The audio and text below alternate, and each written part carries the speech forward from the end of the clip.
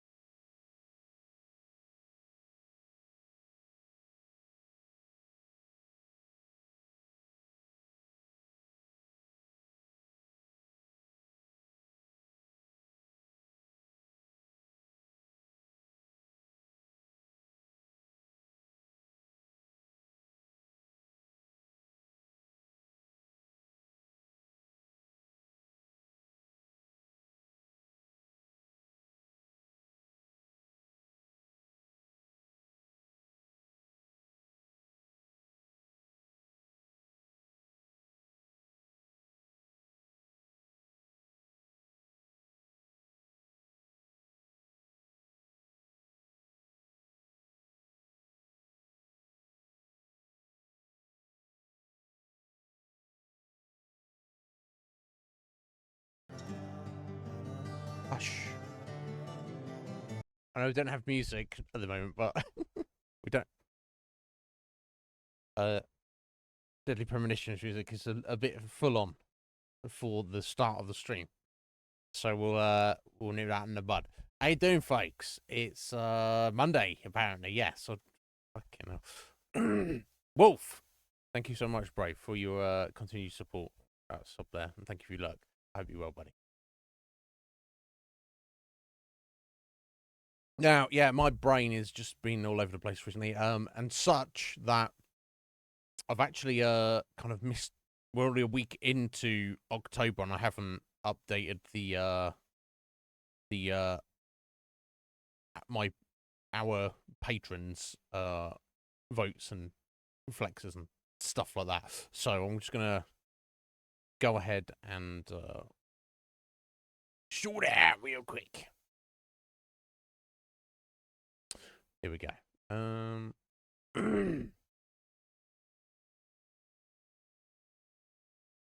Perfect. There we go. We've got Ryan and Scotty on there.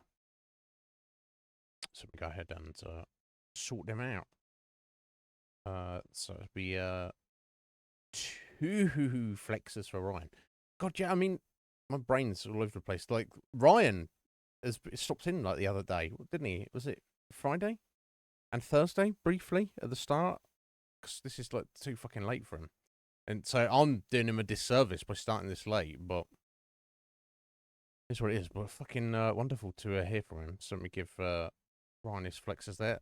He's up to 77. Think about that. 77 flexes. He's not been here the past 6, 10 months or whatever. Pretty much. So thank you, Ryan. And then I've got a couple of votes to add on for them.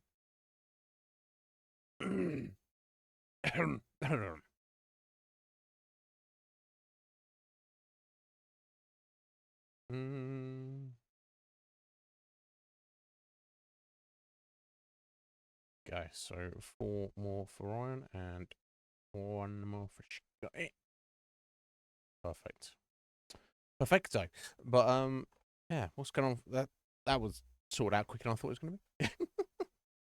But yeah, then this new library of my posts. Yeah, some people actually use Patreon as like the hub. Like maybe they'll put out written works or even video works, but it's private just within Patreon, and everything is there. But I don't know. Obviously, you can't live stream on Patreon, so that's not a thing.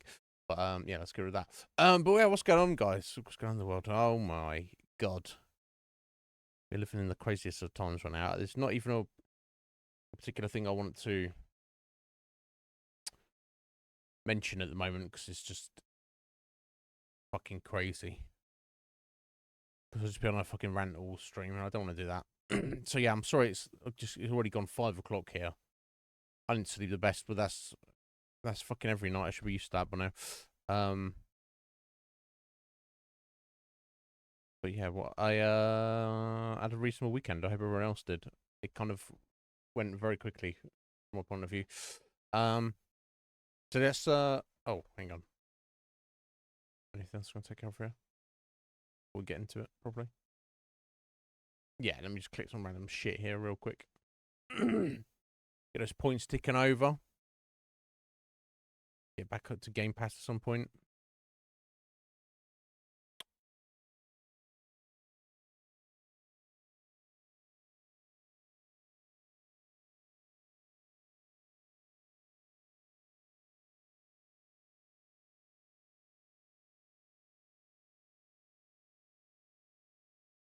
Mm-hmm.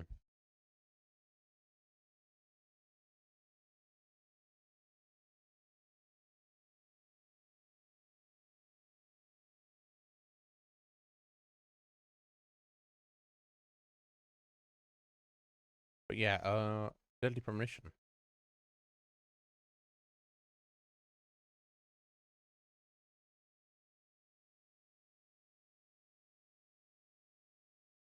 It's we're very close to the end now. Hey, Red Mage, how's it, sir? How are you, buddy? How was your weekend, sir? Hope it was good.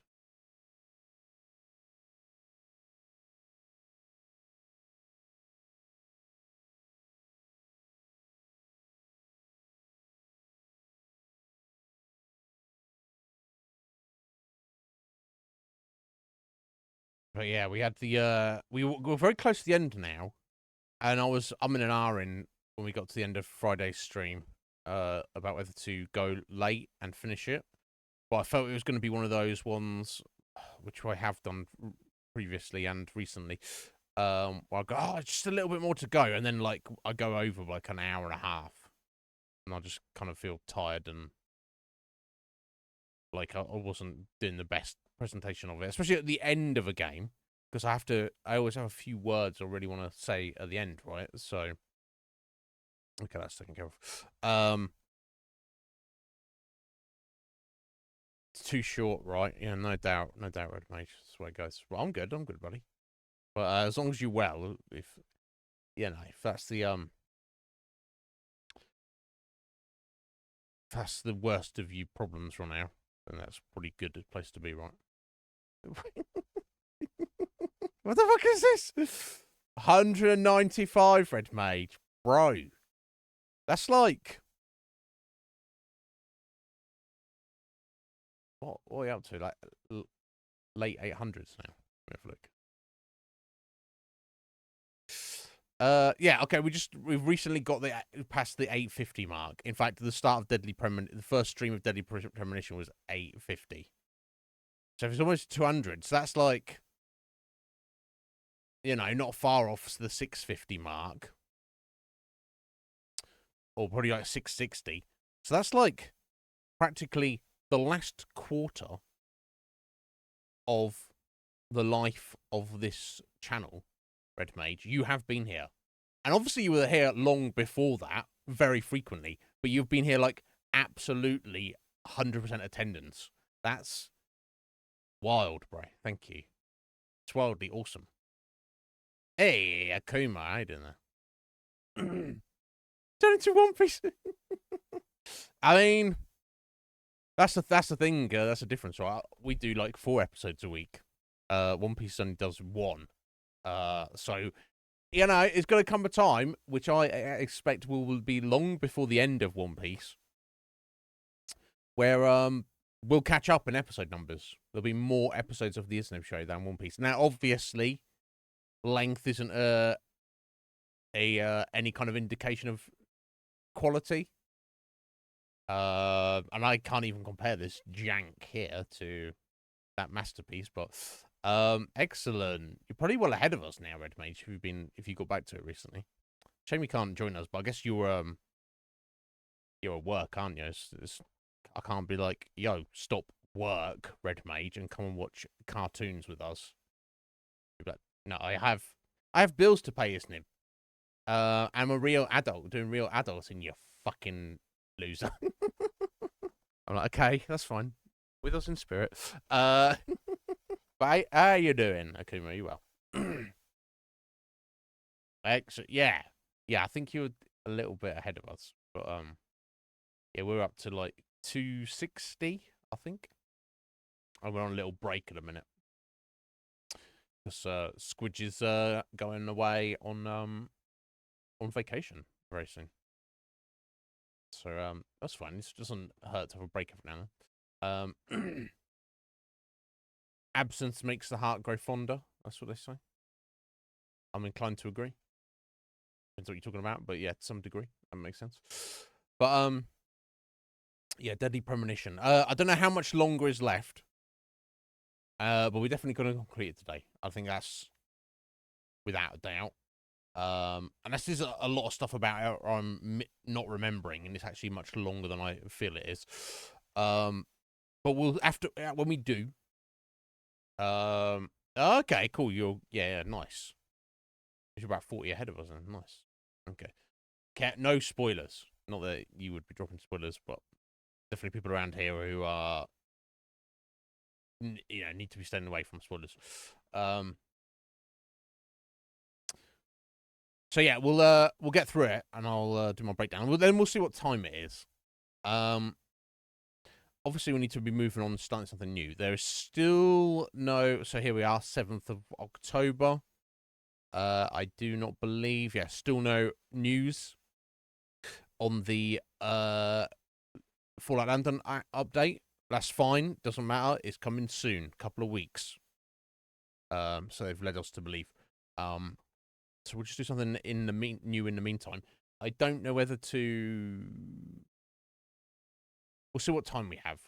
Right. I don't want to set a limit. We'll just see what it is. Maybe we'll just do a very super short one today. I don't know. What's on the list? Okay. Shorter games that are in line with what we're doing at the minute. Would be Tormented Souls or Them and Us. Now, Tormented Souls is a modern but retro-inspired survival horror. This is the game that Seven was telling us about, that she actually has one of the speedrun world records on for completing on a certain setting in a certain way. Not that I'm planning on speedrun or anything, but anyway, she the reason she did that is because she loves the game, and it's like, oh my god, it's fucking amazing. So it's like old Resident Evil inspired, probably tank controls, fixed perspectives, that kind of thing. So that's kind of exciting. I'm definitely excited to check it out. Now, Them and Us is a very indie game, but it's kind of what little I've seen of it, because I basically know nothing about it. Is it looks like a Resident Evil 4, or even like the modern Resident Evil remakes kind of clone. But it looks to be of a substantially high quality. That it's not just some jank that one guy has put together and gone, this is my shitty game, let's release it on Steam. And I saw it, I think it was on a sale, and it was like super cheap. And I was like, let me take a fucking whirl on that. Now, so that could be one that there's like even more unknowns about that than Tormented Souls. So it could be like I'm like, okay, this is trash. Let's not play this. A bit more experimental. Or it could be very, very good. I don't know. We'll find out. Obviously, I'm trying to keep things a little bit on the shorter side for the next couple of weeks. But it does also, on the other hand, it doesn't really matter. We shall see. Yeah, I've got another game lined up there, which I would also like to get into. Because we're coming very close to the end of, like, my horror stint, shall we say. Which I know some people will be very happy will be over soon. But in some ways, it might be sad because the show goes on, but that's kind of like the end of a chapter, almost, I feel, as we maybe go more into the RPG and/or retro realm of things. Obviously, Fallout London aside, it's going to be its own thing, chunky thing coming up in the near future. Do replay Resident Evil 2 remake. I mean, you could probably just play that game forever and be satisfied, right? It's so good. Oh, okay.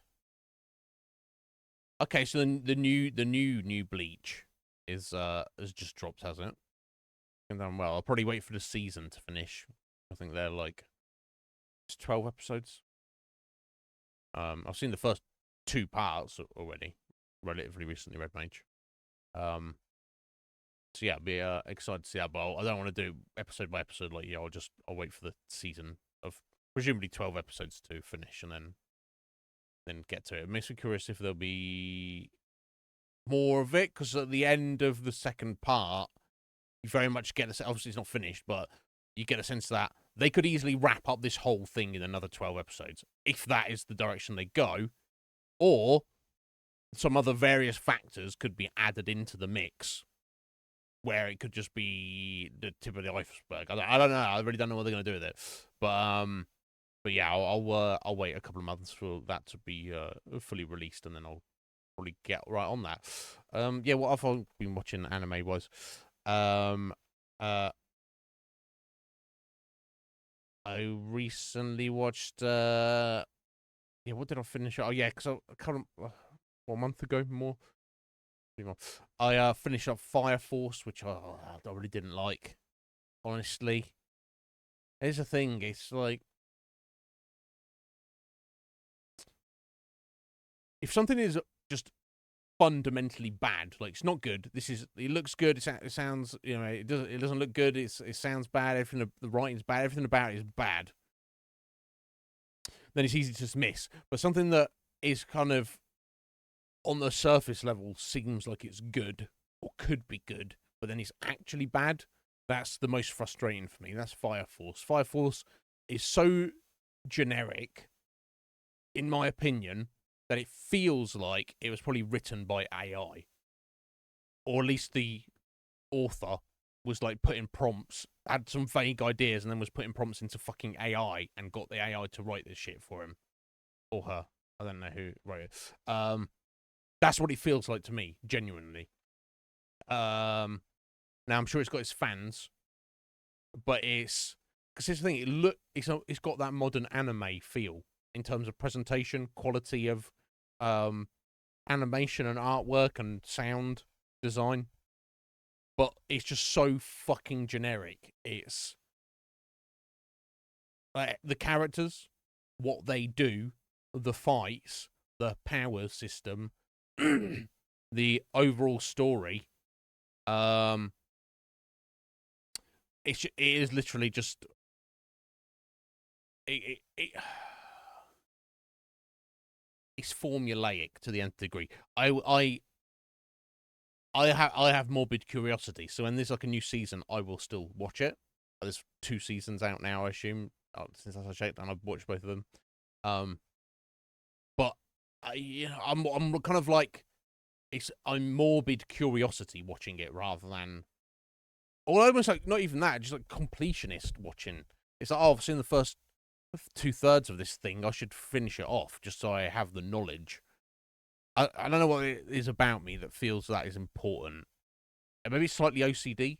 like I feel I have to finish things, but maybe not completely, because if I get frustrated with sort of like video games, I will just abandon them. And I guess I've got better at that as I've got older. But I guess it's because watching things is fairly passive, isn't it? You just put it on and just watch it. It's very little commitment. But yeah, it wasn't good. But anyway, I'm trying to think what I watched after that specifically. But I got an overwhelming desire. Of course I watched fucking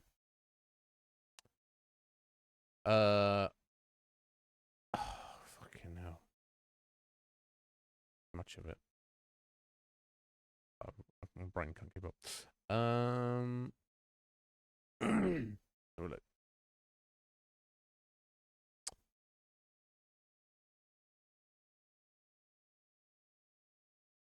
Hero no Sora, which is basically a basketball anime. I basically something about a sports slice of life specifically, but obviously sports works so well for that. Which somebody will argue that's formulaic, but something about it I find particularly satisfying, and I don't know why, but I do. But anyway, it was a long one-off, 50 episodes. About a high school basketball team, mostly delinquents. So it wasn't like, because some sports anime will be like, oh, look at these elite guys competing against you. This was just like a bunch of fuck ups. We'll put it this way, spoiler alert. I think they have like 3 like serious basketball matches throughout the series, and they don't win a single one. Which I kind of like that, because it's like sometimes it can go too far the other way. Like the main character or the main team is like too good, and I think a lot of modern ones balance it very well. Like, 2 steps forward, 1 step back kind of thing. But here they literally don't win a single match. But the characters are great, and there's a lot of character growth and such. But my issue with it just fucking ends. It just kind of fucking ends. And so that's it. It's done. I guess there's not going to be too much more. And I've seen this as a running theme in a lot of anime I've seen recently. So I don't know whether this is just the way the industry works. Because obviously you only get an anime made if it's first a manga. And you only get that made if you have a good idea and you can write it down and draw it out and then go to some publisher and get it published, right? And obviously they take a chance, and obviously if it's not popular, you'll get cut. And if it is popular, you get it keep it going, right? Assuming the author has plenty of ideas to keep it going and they want to work on it, right? But then if it's super popular, then that's when the animation companies get involved and they go, oh, or somebody's like, oh, we can actually make this into an anime. And then that's when you're successful, right? You're like super successful at that point.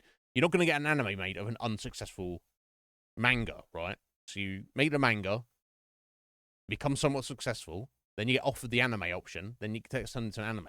But then I guess that's at the next level. Then they see how popular the anime is. Then if the anime is not popular, then there's no reason for them to continue it, is there? They go, oh, okay, you had your shot. It wasn't that great.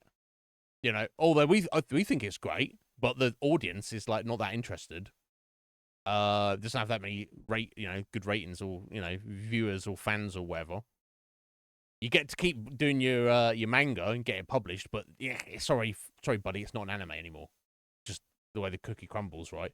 I assume that's how it works, because you get these, I guess what might be considered mediocre to some people, but I really enjoy them, and then they just end in the middle of the story, and it's like, and I'm like, oh, and I'm looking up on the fucking anime list. And where was this from? This is like from 5-6 years ago. Is there like a sequel? Is there a second season? No, there's not. And there's like no news that there's ever going to be one. And I'm like, now I don't do the next step of like actually digging further to see if the manga is still ongoing or what.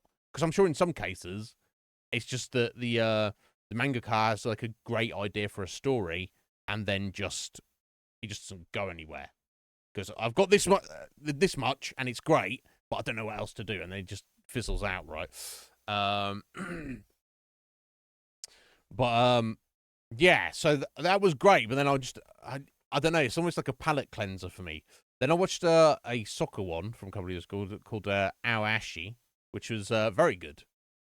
About talented youngsters getting headhunted and put into like a training camp to join the best like Japanese youth team and stuff. What was good about that is it's got a very realistic vibe to it. Greatly enjoyed that. 24 episodes, but again, it just ends. There's no more of it. There's no second season. It just ends in the middle of the story, and you're like, I don't know, Akuma, you you might have more insight into this than me. I don't know.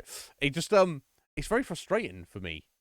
I'm like, this is fucking great. It's like this. I could watch 500 episodes of this and enjoy every minute of it because I'm, that's just to my taste. And then it's like, no, 24 episodes. And the season feels like wrapped up, but there's more story, but also that you're never going to get any story. So I'm like, what the fuck? It's frustrating. Now I'm watching another one, called Blue Lock, which is even more recent, like a year or two ago, which is also about soccer, but it's like far more wacky. It's kind of like if you take soccer as the premise, but it's kind of like the fucking Hunger Games or something. They get these talented youngsters and they put them in this weird facility and they have to do like weird Squid Game type shit with against each other to like I don't know. It sounds on the surface level. It sounds wacky as all fuck. But it's actually very enjoyable for me. I don't know, but yeah, I think I need to pick something else out soon, but we'll see. But anyway, it's just it's curious because at my favorite, of course, is like the shonen like hero powers, fucking Naruto and Bleach and One Piece and Dragon Ball, at the core level. When that's done the best, that is my favorite. But I feel like there's so many kind of imitators coming up nowadays. Not imitators, but like I wonder if there's writers who go, "Oh, that shit's popular. Let me do that." I mean, look at fucking Demon Slayer. Now, Demon Slayer is great. I actually really love it. But look at its popularity now, right? It's really good. I don't know if it's slightly overrated. And Jujutsu Kaisen and all sorts of other things. My Hero Academia and it almost feels like if it wasn't for all of those, Fire Force, sorry to pick on it, wouldn't exist. And just because it exists doesn't mean it's good. And in fact, it's not good. Also, I guess I'm a bit of a different vibe. Black Clover. I know apparently Black Clover's got some like die-hard fans. And look, here's the thing. It's not bad. Black Clover's not bad. But fuck me. Come on, bro. It's not good. It's not good. It's not actually good. But this is just me ranting. Everyone's entitled to an opinion. You like it a lot of Kuma. I apologize. Kuma's like, fuck you, Iznib. There's some things about it I like. But I just there's a lot of I am also getting very frustrated with it as well. Yeah, I don't know. I need to. I think I need to just like push my boundaries a bit more. We'll see. That is one beauty about anime is this. It's never ending. There's more that exists currently than I will ever be able to watch, and they're constantly making more. And it's not all made equally. Some of it is very good. Some of it is trash. But the depth of variety, I feel. But yeah, I don't know. You get why people. Okay, Akuma's playing nice today. You can tell me I'm a fucking stupid idiot if you like Akuma. I don't mind. But yeah, I don't know. It's I guess I like the characters, but it feels I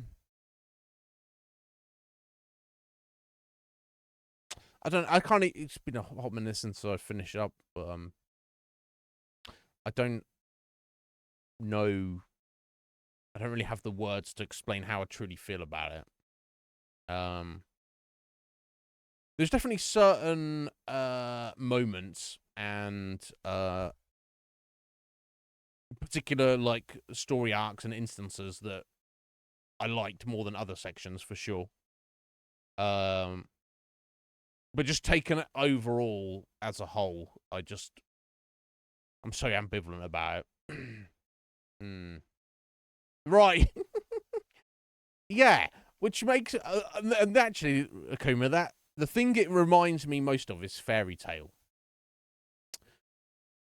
which I also have very mixed feelings about. But somehow they lean into that bombast in Fairy Tale, like more. I don't know. It somehow, I feel like it works a bit better. I don't know. I don't know.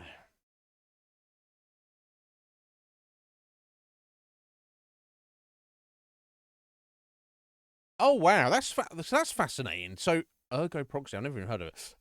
It's good, is it, Carol?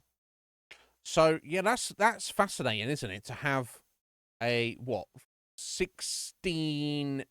Am I doing maths right? Yeah, 16-year gap break. 16 years between the first and second seasons. That's wild. So it makes me wonder, like, because it was a lack of popularity, there's no reason someone would go, oh, let me bring it back. So I wonder if that's more a case of what the opposite, where the author has an excellent idea, writes it all out, it's super popular, gets made into an anime, and then the author goes, oh, I currently have run out of ideas. Very much like with Bleach, right? And then X amount of time passes, the author comes back with some great ideas, and then they, because of its popularity, immediately gets made into a new season. There's you know, there's no doubt that it's it's like almost automatically greenlit if it's of a certain popularity, right? So I wonder if that's how it went down. I'm not sure.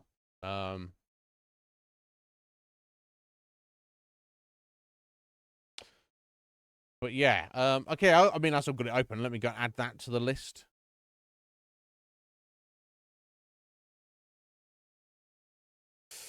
Um,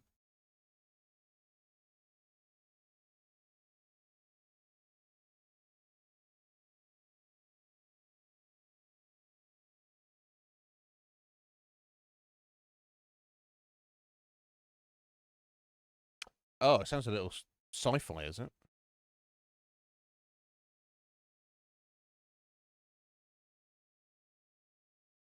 I mean, I've got really, mystery, suspense, psychological, sci-fi.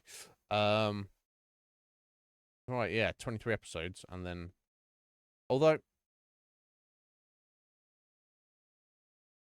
okay, I'm not seeing a link to the sequel on here. Never mind, interesting. Let me just, plan to watch. I'll figure it out after that. Like, this, there's so much that is like, I have wildly different opinions on compared to the average, like what the perceived value. But anyway, let's stop talking about that. Let's jump around anime. But yeah, it's always gone. Can't keep up with it. It's fine. I'll figure out. I guess because there's so much of it and a lot of it is so similar, it the best ones are the ones that feel unique and stand out, right?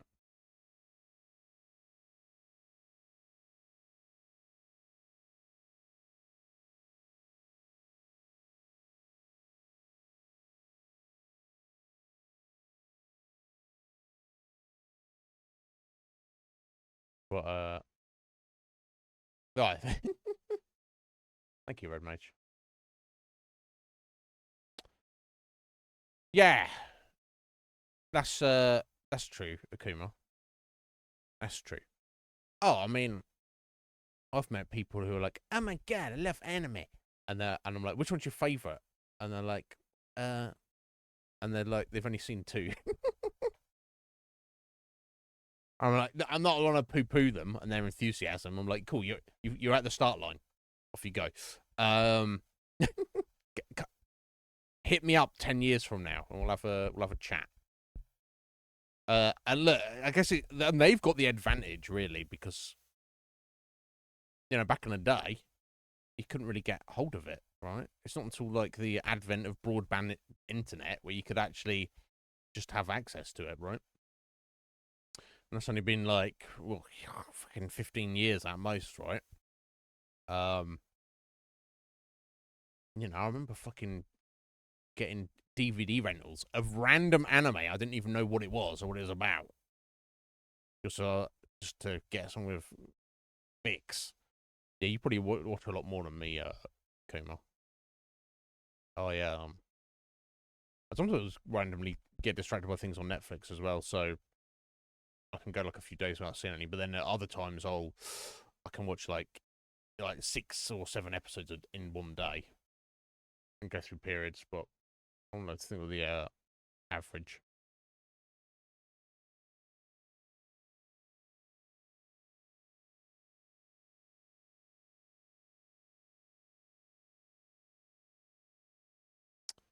Anyway, stop jibber jabbering. Let's talk about Deadly Premonition. So, of course, the main revelation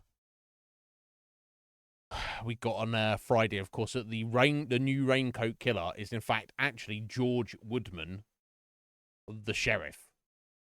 Pretty good switcheroo they did in the game.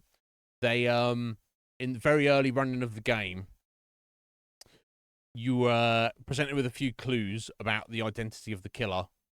Not identity, but facts about the killer. And our, super crack agent. That's that's FBI Special Agent York is like, he gives you the impression he knows what he's talking about, even if he's a fucking weirdo. He makes a conclusion, a presumption, and then immediately, essentially, eliminates George from the list of suspects. He's like, it could be anybody in this town. And here's a quick way to test.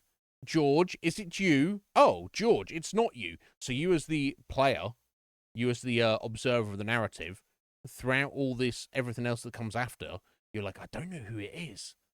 But you're unconsciously thinking, I know it's not George, at least. Because that would be too obvious, right? And we've been told it's not. So do a little switcheroo. Anyway, you take care of Red Mage. Yeah, it definitely got me, definitely got me Kuma the first time I did it. I was like, what the fuck? So get backers.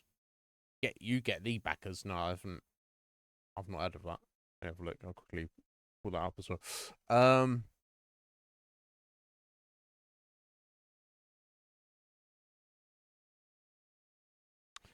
This be looking retro. Oh, that retro. 2002.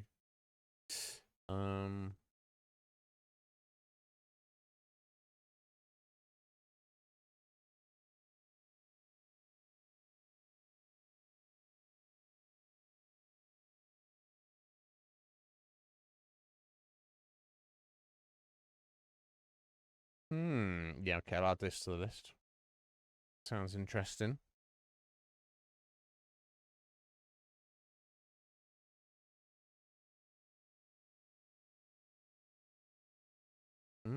It's good. I assume it must be good if you're suggesting it. Okay.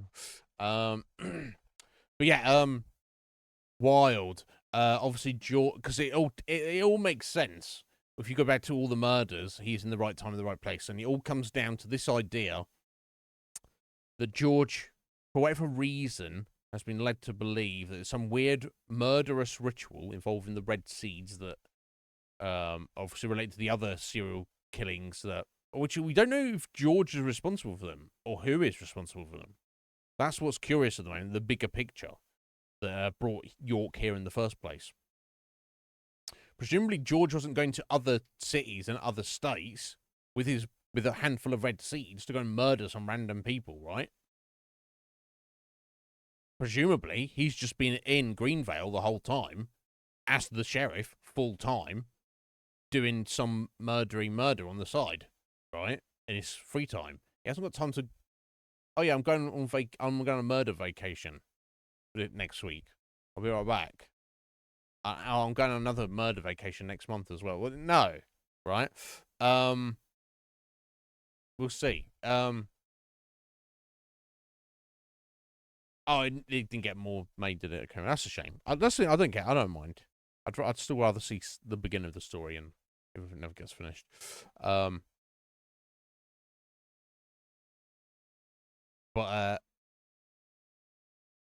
Yeah, so George has got this crazy idea that, if he does this ritual, he'll be able to become immortal. And we're like, what does that even mean? But based on the fact that the supernatural element is in full force, who knows? Now, of course, we found out the original Raincoat Killer was actually Harry's father. There was apparently some weird experiment that took place 50 years ago in Greenvale, where the military essentially used some kind of funky gas to make everybody in the town go berserk and kill each other.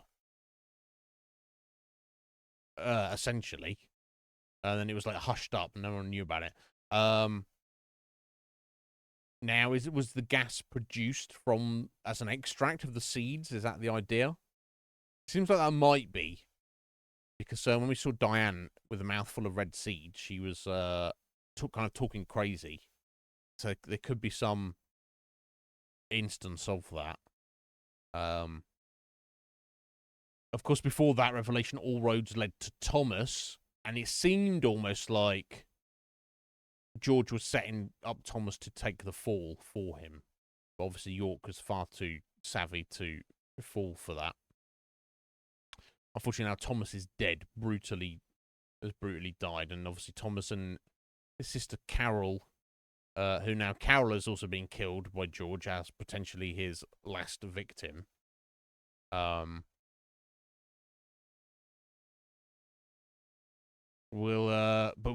how is this real? How he came to this knowledge and why he would feel the need to do this, I don't know. Oh yeah, Nick. I assume, do we let him out of prison? I don't know, he's still around. Yeah, Nick's just a kind of a decoy. I think he's there to make the player think, oh, maybe it's this Nick guy. It's really not. Anyway, let me let's get into it. It's almost 6, so I probably will nip out very shortly, somewhat, and go and make coffee. But until then, let's at least get into it.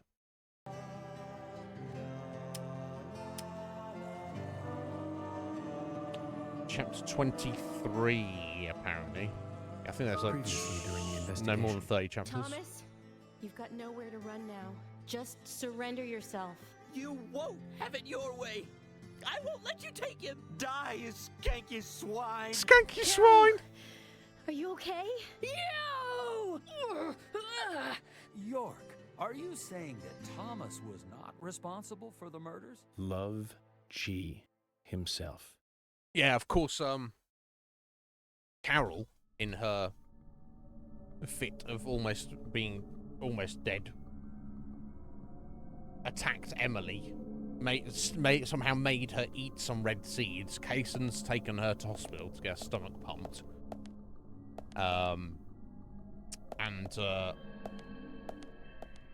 This is all because apparently when Emily came to town, George was like, oh, I fancy her much more than I fancy you, sluts. And they all got weird and jealous about it, essentially. Strange, right? Okay, we're going back down here, and then we're heading up this way. All right, yeah, I spent a bit of time on Friday making sure I've got all the gear I need. So we have an assault rifle and a magnum with plenty of ammo. Really? Speaking about the magnum, Here we go. First time I'm gonna use it. Oh.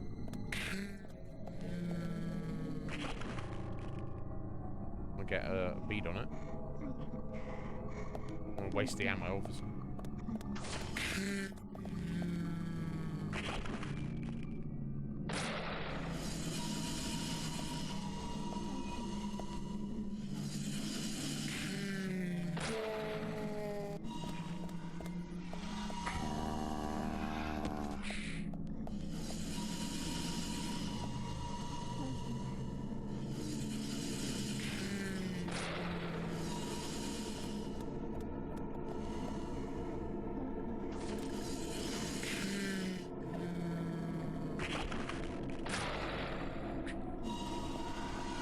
Obviously, it's got to be more damage than a shotgun, right?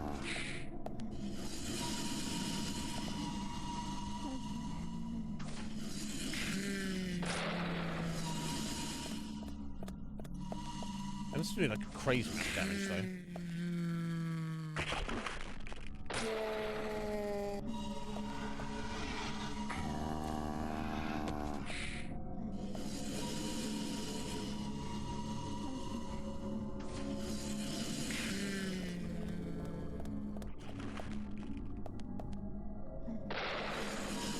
Okay, I think it was a little too late there.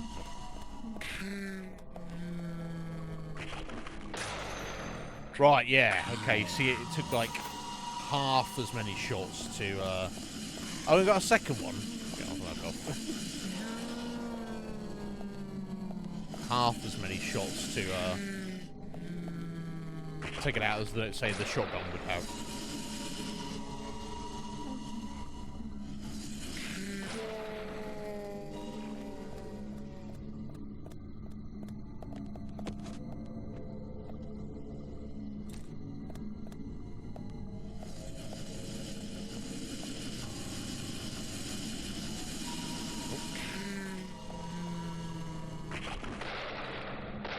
Oh, that was a fight. Wow, what a waste of ammo. I'm just saying how much, I did not waste it.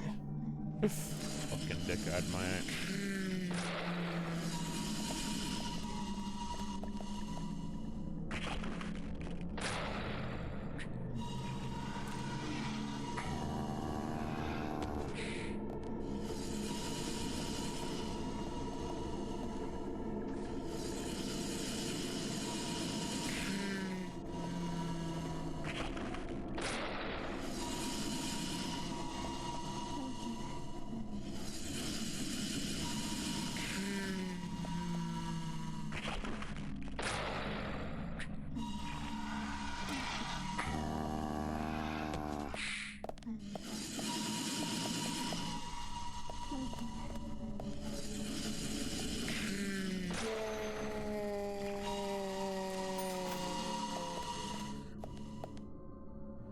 Right.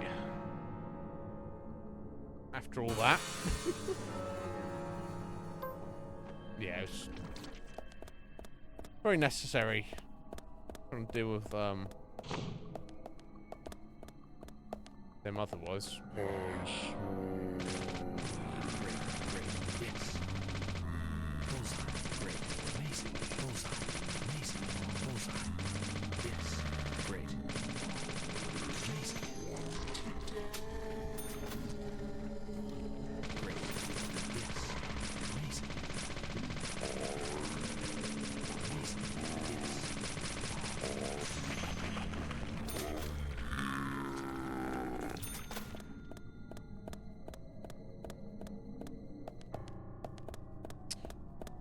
Right, so need a key, maybe?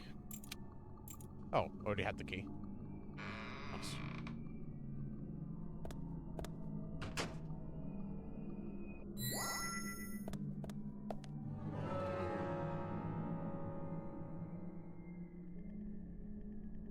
Okay, all seems very straightforward. All leading up to something.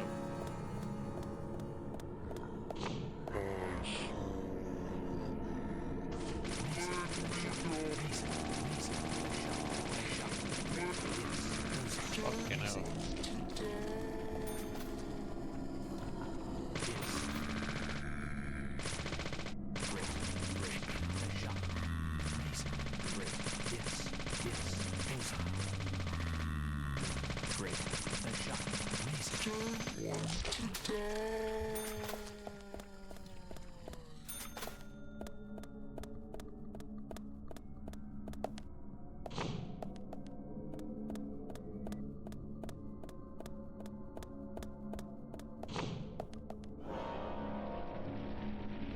Oh shit, bro. Oh shit, bro. What the fuck? Okay. Yeah, the fire does a number on the enemies, but I mean, smoked salmon. You wouldn't eat that smoked salmon.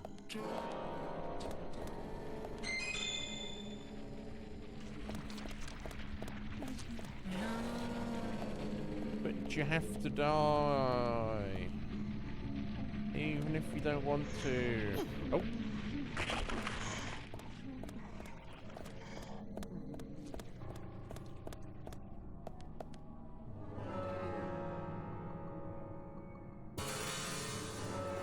Okay, this is the way to go. There's money back there, but I don't think I'll need that at this point.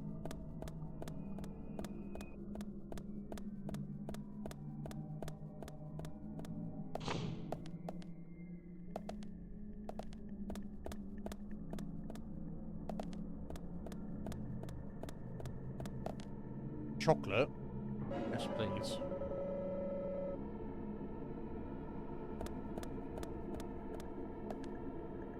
Chocolate pills. We don't need those. Oh, cool. First aid kit. Excuse me, might be using that in a minute.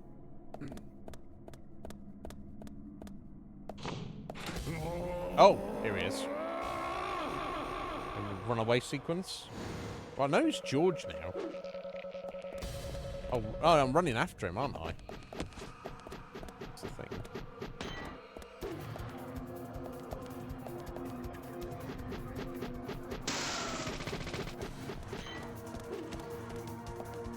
Can I get over this one?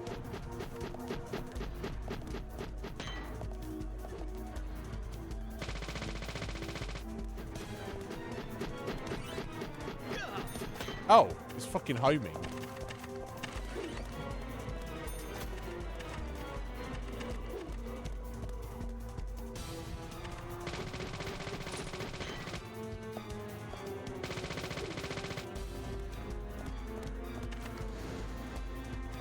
I'm coming to get you, George. I'm trying to run around with your glowing eyes and your raincoat now.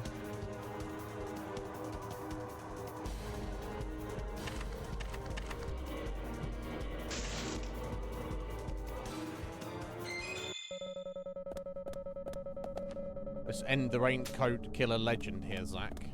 Yeah, let's. Probably need to do a few heals though.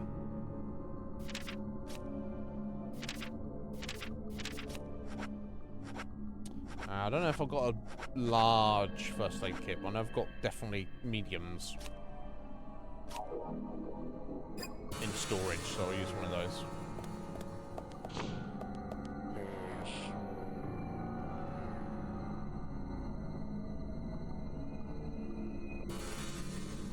Okay. Let's bring a gun in this room. Bunny, items. Emily's bagel sandwich.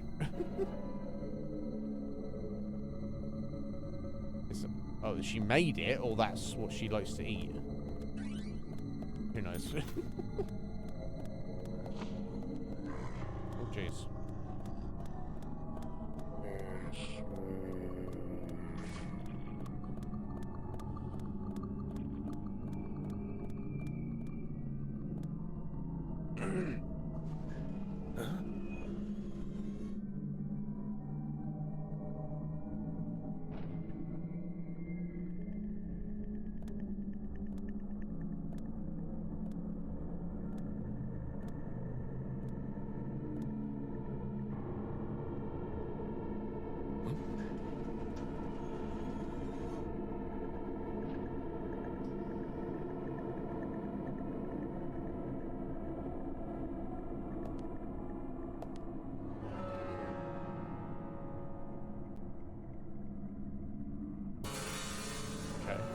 Weird shaped room this is, I'm not sure.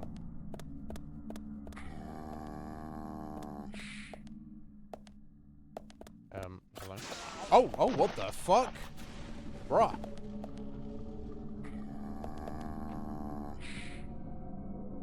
Oh, it's like a shooting gallery.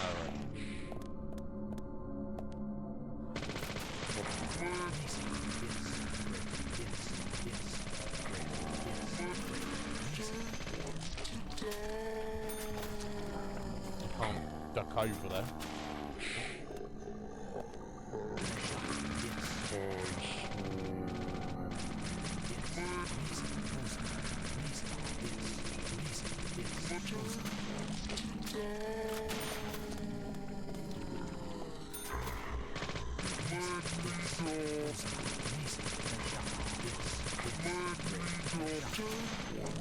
Shooting range. That's what I meant, not gallery.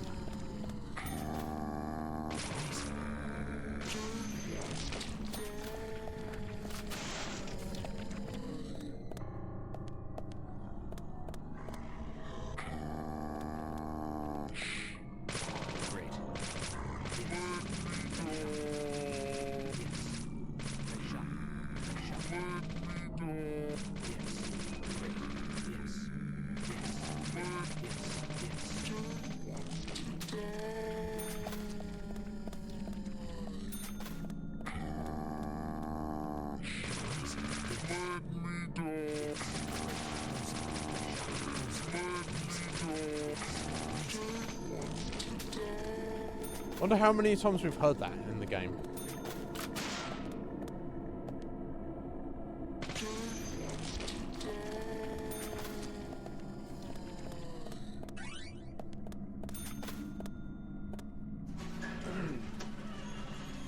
Must be a few hundred, I would think.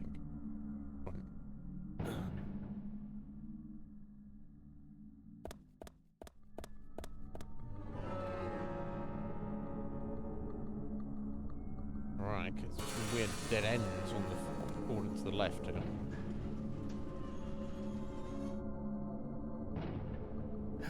Just go up the stairs on the right.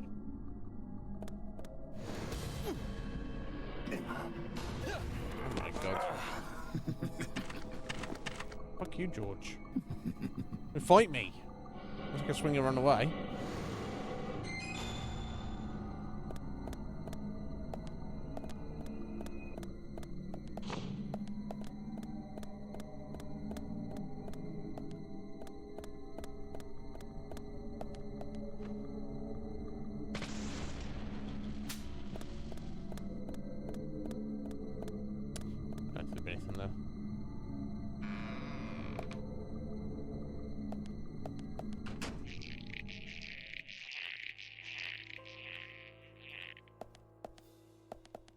Oh, okay.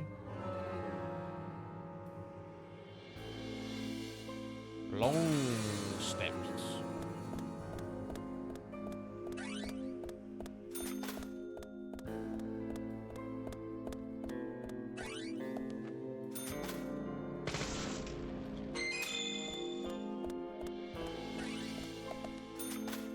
Oh, bullets. I cannot take those, and I don't think I can put them in my box actually, because I think I've completely filled up on ammo, didn't I?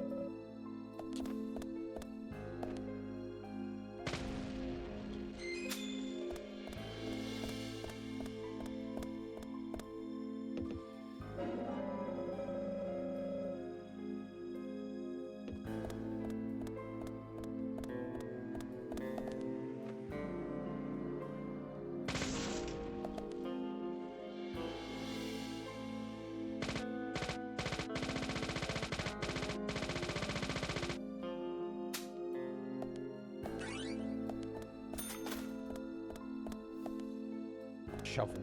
I don't think we'll be needing that.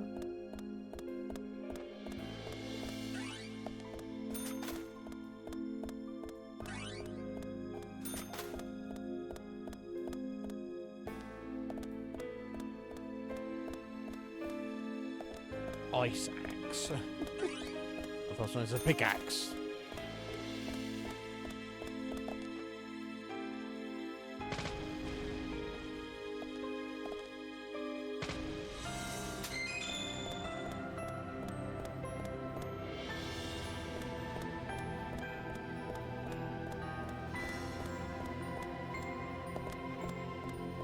Even the music's trying to be like Twin Peaks.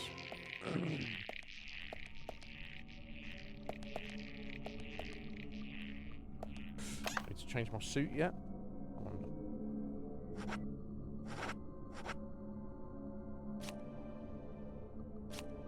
Yeah. And that's clean.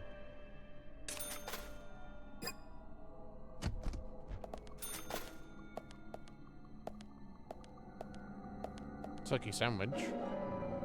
What's the chunk of grey in that, though? I don't know.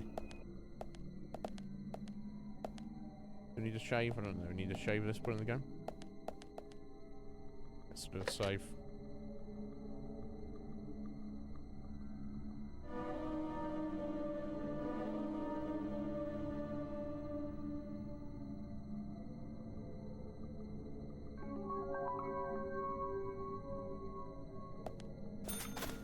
Assuming this is the showdown with George.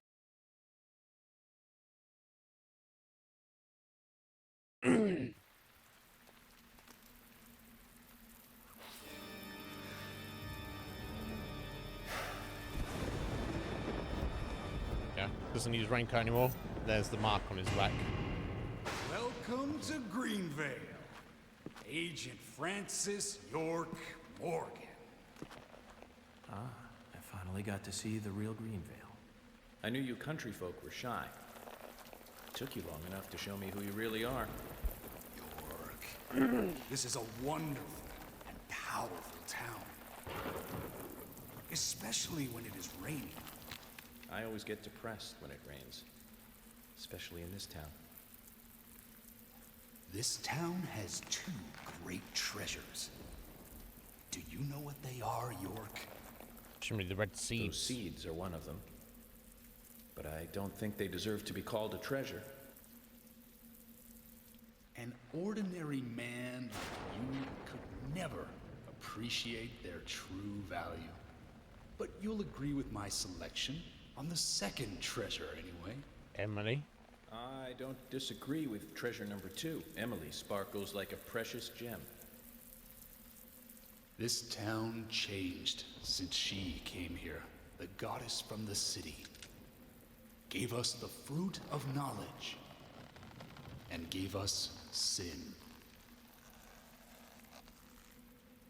When I first saw her, I realized I was such a fool. A fool for being satisfied by the petty girls from this countryside town. George, I agree you were a fool, and you are a fool, even now. Shut it, York! You're the fool here. Becky, Diane, and Carol. They all died right in front of you. You couldn't save even one of them. Not even one. You're the worthless fool here, and that's what proves it. Really? But me, unlike you, I am strong. I have power. My mother taught me, the strong, who can overpower others, is always correct and right. My mother stepped on my face with her stiletto heels because she Oh, is that had the power. hence the scar? Jesus. And when her heel pierced my cheek, I learned to respect her. Jesus. Since then, I obtained power of my own and found my own disciples. I became divine. Yes. All I need now is that goddess of fate and grab her with my hands. I want Emily in her stiletto heels. You're out of your mind. The goddess won't smile for you anymore, George.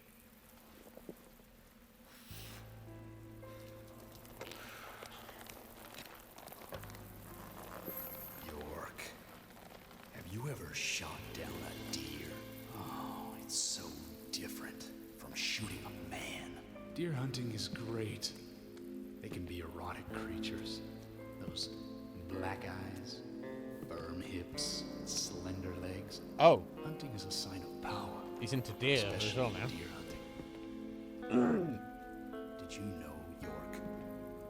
From time to time, there's a family of deer that comes down to the graveyard. I shot them full of bullets, and they still remain standing. first, I thought they were zombies. But when I snuck up on one and cut its stomach out, I found the truth. The red seeds. Those seeds made those deer invincible. George, no Olympics for you. You'll fail the doping test. You'd be good food for wild animals, though. Shut your crap, York. I have these seeds because I chose them. They came to me, and that proves my divinity. I think it works like that.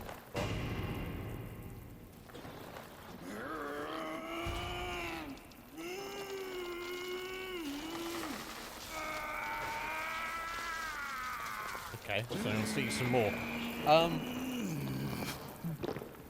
But what's the ritual about then? If all you have to do is eat the seeds to gain powers.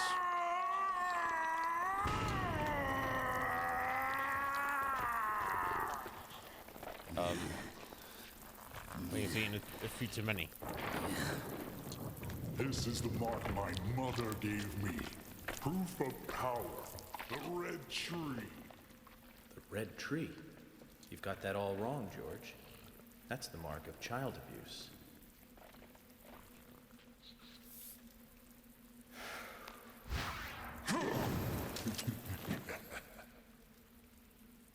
That's no use, York. Carol's death gave me eternal strength. Okay, so killing Carol completed the ritual. It's surging through my body. I can no longer be killed. York, aren't you honored? You'll be the first to congratulate me for my new powers.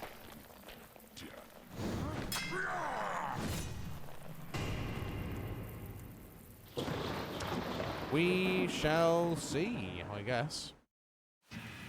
Now, I suspect if I die here...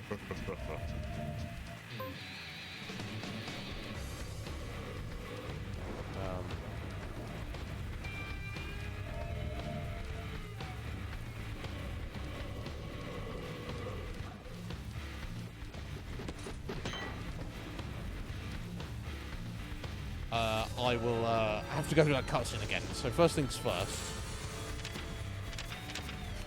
Let me pop a little heal.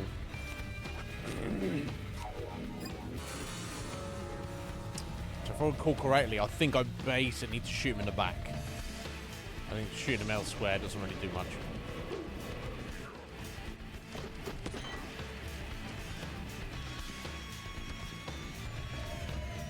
Not sure how best to get behind him though. I guess I'm kind of behind him there, but...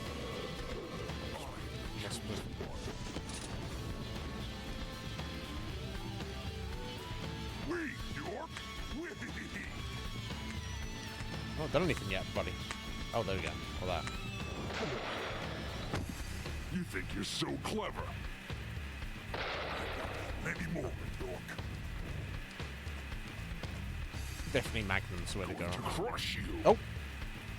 Or not. Got some of those, haven't we?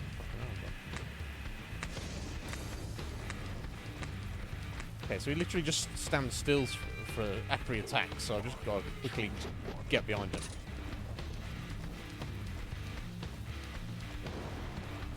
Oh, gee, oh fucking hell, mate. we gotta be fucking quick about it, bro.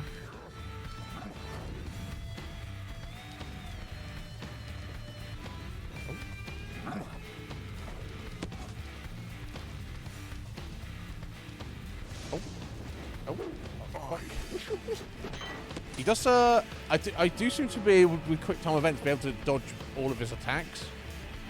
And just based on his health bar, I need to shoot him like 4 or 5 more times. You're slow, city boy. You think you're so clever. Maybe more, York. I don't, he's probably got other stages though, right?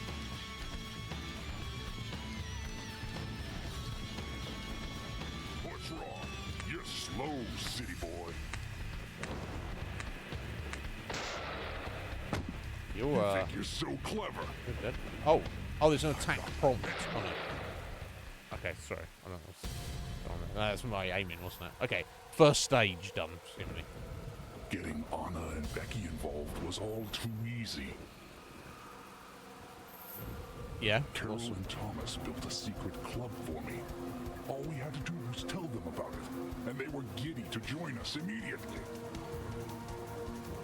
And that's where I used the seeds on Anna and Becky. Amazing results, let me tell you.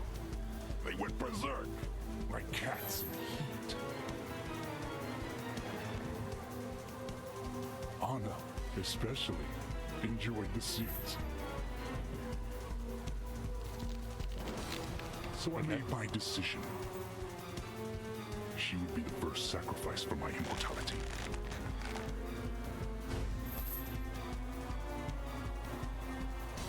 George, your poetic prose is a bit confusing. Let me reword this so it makes sense. You chose Anna as your first victim, so you could be a first-degree murderer. And you framed Thomas so it looked like he did it.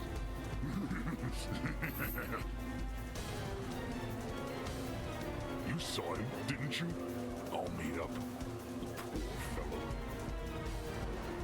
He knew that he was only being treated as a substitute for Emily. He knew that. And Carol knew too. But they played along with your sick games.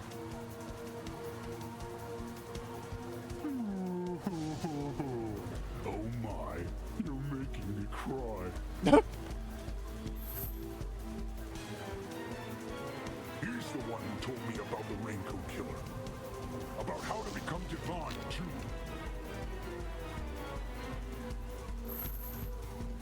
He didn't believe any of it, but when he told me, it all made sense.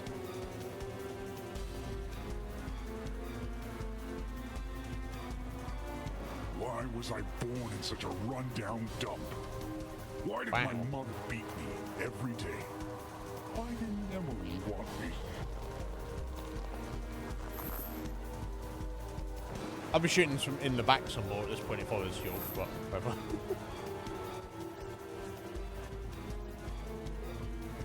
Ultimate power! Ultimate power! Okay.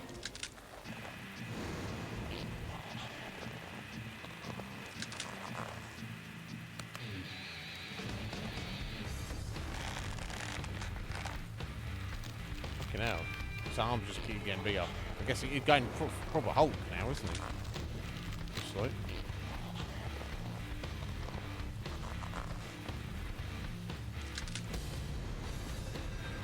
Oh, what the? Okay.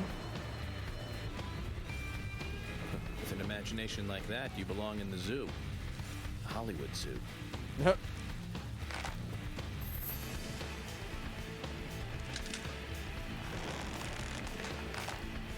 I can shoot him in the face as well where his scar is. I don't know. Time to get serious, York!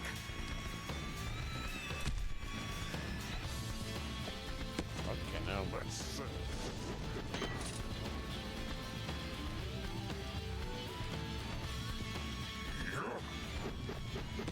obviously, wish the camera's a little more zoomed out, but it's not. It's never mind. Oh, This is the end. Die! oh! I didn't wiggle the stick quickly enough. Now, do I really have to sit through that cutscene again?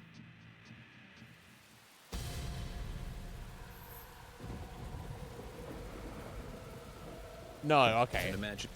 It'll let me skip the cutscene. Time to get serious, York! Kneel before me, York! No, I'm not into that kinky shit, bro.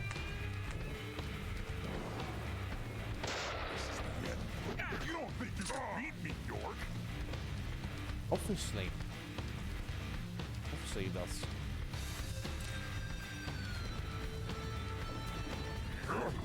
Oh. Let's settle this, York. Damn it. A little awkward, to say the least, but it's Should have patience.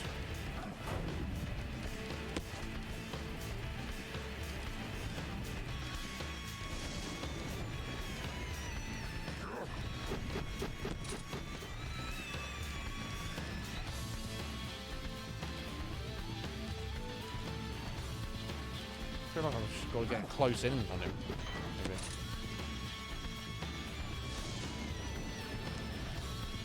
Every oh, there we go. Nice. Unfortunate. Although the Magnum's doing crazy damage to him. To me. Oh, fucking hell, mate. This is the end. I don't get much opportunity to attack though. That's the only issue. Oh.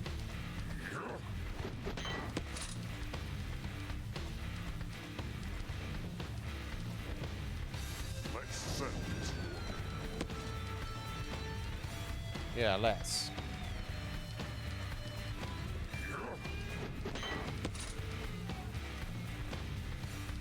This is the end. It's not possible for me to die anymore. Well, we'll see. Oh, that's kind of cool. Oh, that's bullshit, but whatever. Okay, it's kind of cool that he just stood there for a minute, getting cocky. Shame I fucking missed point blank, well, not point blank range, but.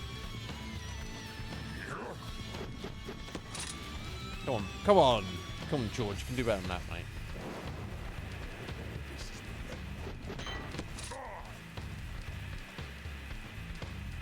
Can't really. Let's settle this. Very awkward boss fight, kind of almost anticlimactic, right? In its way. There might be more to it. Let's settle this, York. I'll get behind you, mate. Let's settle Unless I can shoot him in the face and his cheek. I don't think I can, right? this is the end.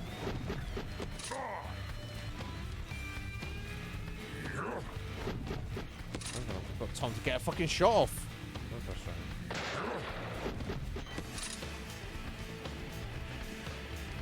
saying? Shoot him over his fucking shoulder there or not? Yeah, you can. Okay, that's nice. You scum. Okay, alright. That kind of helps a little bit.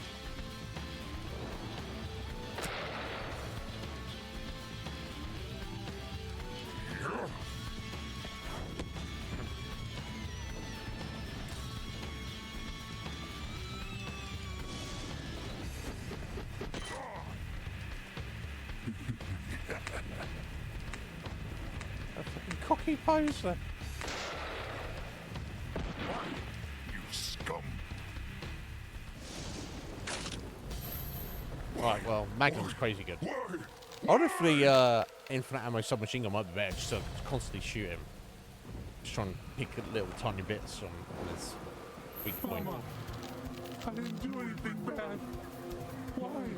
Not when you're a child, but you have now. You shouldn't have. You shouldn't have abused you. I didn't do anything. But now you deserve to die, George. It's just like kind of like a fucking Apologize for my... goblin or an ogre or something, right?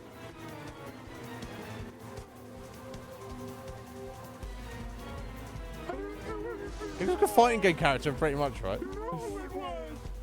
He's the one who made me do all this.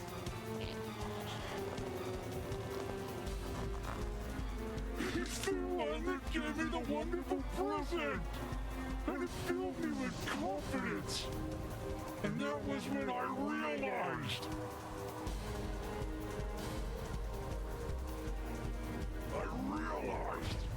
That I am blessed.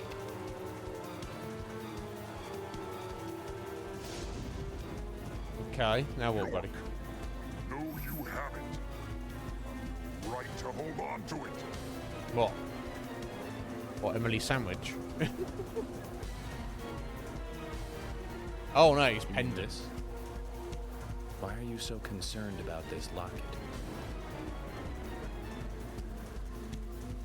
I told you I'm the chosen one. Only the chosen one can own that locket. Well, I have it at the moment, so what does that mean? That's what he told me. Who told you that? I am special. I am. Oh, what's going on here? I am the chosen one. I am the chosen one. Okay, I suddenly can't move right now. I can dodge and pull out my gun.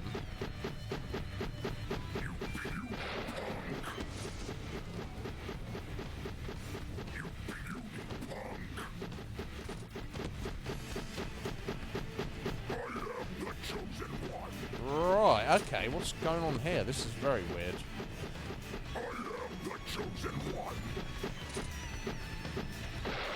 Shoot that back at him?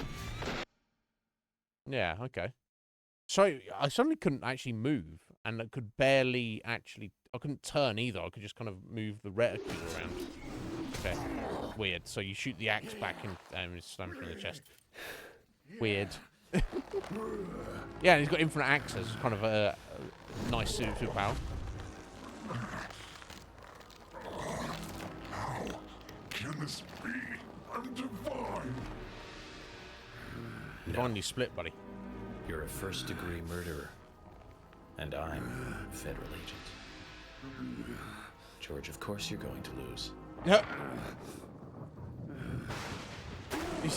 York, so stoic. He's just like, obviously I beat this giant fighting game monster man. Obviously, I'm a federal agent. And you're just a murderer. Okay. Wow, he seemingly... I assumed we're back in reality now, and George is... Well, this is what's left of him. Axe to the chest and struck by lightning. He's deaded.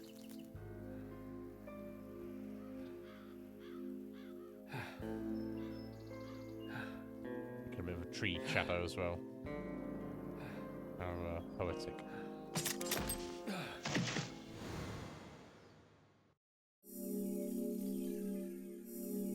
There we go, that's the end of that chapter.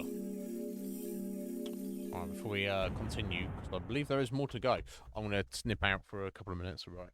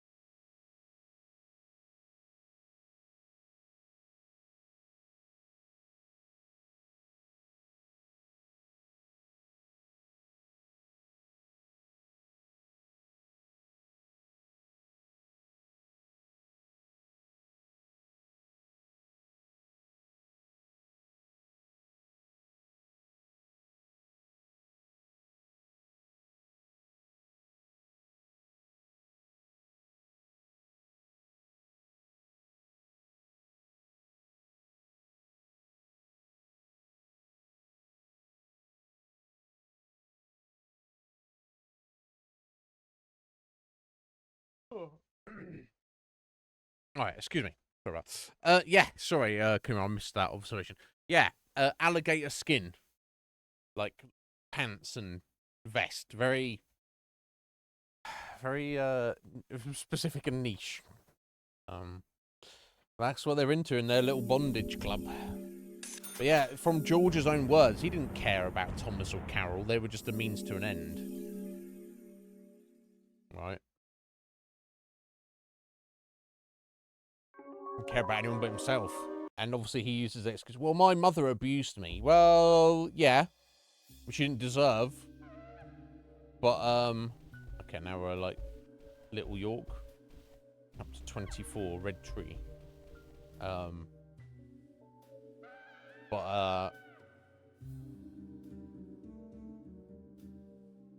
You know, it doesn't excuse anything you've done after the fact. But yeah, curious, who... George is claiming someone kind of set him up to...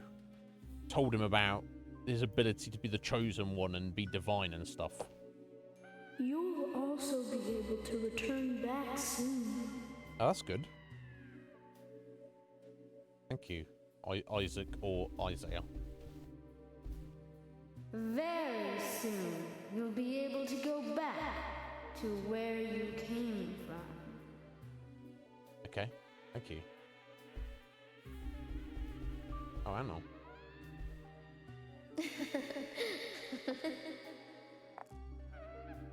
Okay. Blouse kiss. Becky. Okay, same.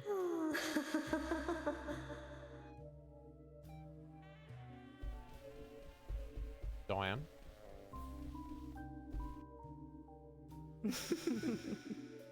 Obviously was never part of that little club, but then stop again murdered. Carol. Why'd you put up with that shit?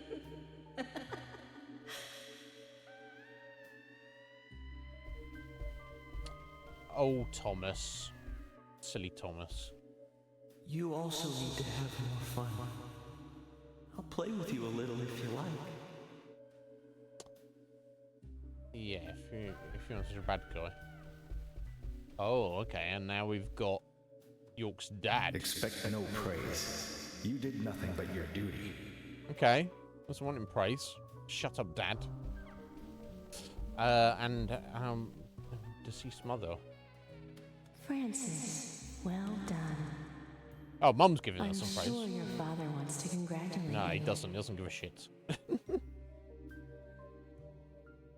Now, of course, York said early-ish on, maybe a quarter or third of the way into the game, that he felt that he, personally, somehow related to this case. Yeah, we've not really seen that connection yet, right? Apart from maybe the fact that when he was a child and his dad killed his mum may have turned into one of these monsters that he's been killing throughout the game. Okay, I've got Emily in the red dress and Harry. I'm sorry, but I can't allow you to go with your parents yet. Emily's holding a doll of Kaysen. There is still something you need to do. Open Yeah. that envelope. Well, yeah, work out his actual reason he came here.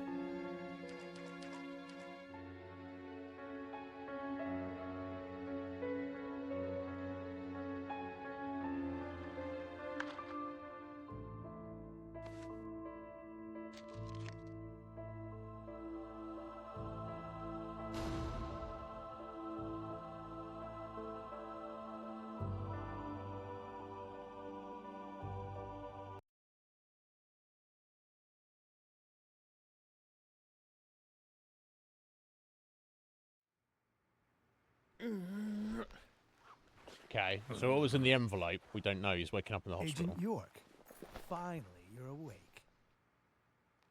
How long have I been out? A whole day, plus 10 hours or so. Sorry, what? I wanted He's to been challenge asleep you for to a 34 game, but, hours. you were asleep. That's kind of a problem. Emily. Which room is Emily in? Emily? What, she hurt too? She hasn't come into the hospital. What? Kaysen was I told supposed to bring her Kaysen up? to bring her here. Kaysen?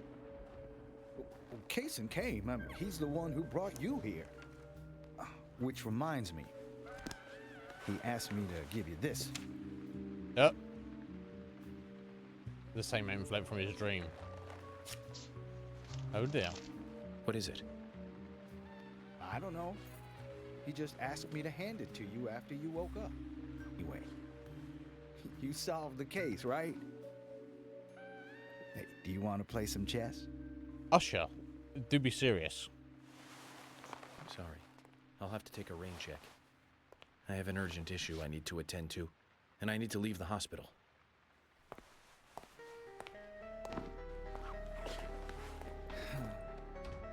Zach, I have a bad feeling about this.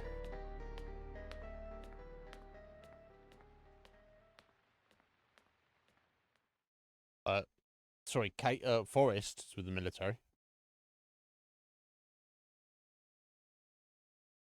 Did they not? That's right.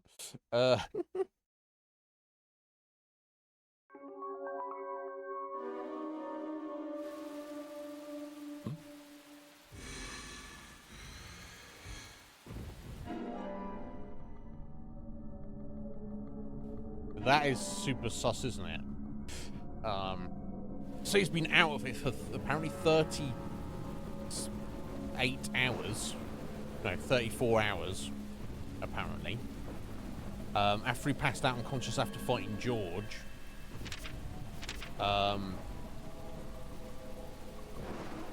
According to Usher, Kaysen brought him here. But there was no sign of Emily. So where is Emily? Right. So he's given me a key and a map. That's a bit sus, right? I'm presuming the map is leading me to the quest marker, you would assume. Which is here. George's house. Okay.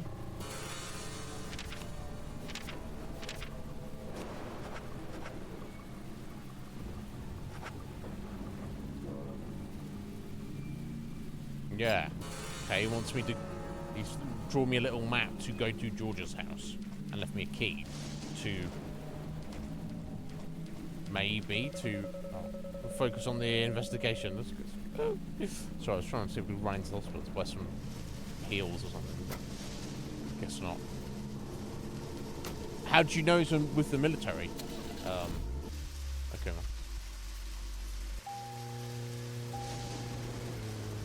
I'm not saying you're wrong. I'm just wonder what your conclusion is, how you come to that.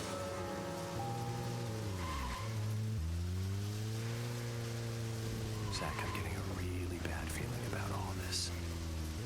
I truly believe George was the murderer that we were after, but killing him, of course, does not solve all the murders related to the Red Seeds.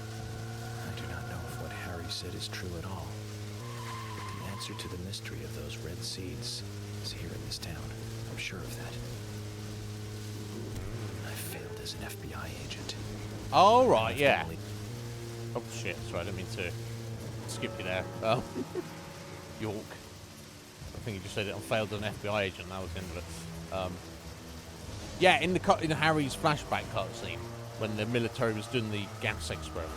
Yeah, good observation. There was a kind of a fat guy who looked like it could have been Kaysen. Obviously wearing a gas mask, so you don't know for certain. The only problem with that, of course, is that was 50 years ago. Now, looking at Kaysen, I assume he's somewhere in his 30s or maybe mid-40s. So that would mean... That would be impossible unless he's actually like 80 or 90 years old.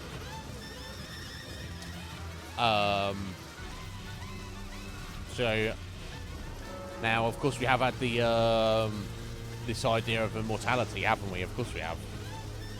Especially working theory. That was Kaysen. He's the one responsible for this, and he's the one who kind of egged on George for whatever reason, I don't know.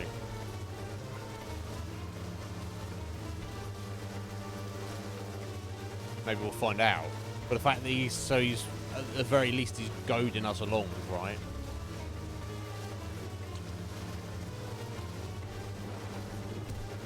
Oh, what the? Sorry, a giant demon dog chasing after us. What the fuck?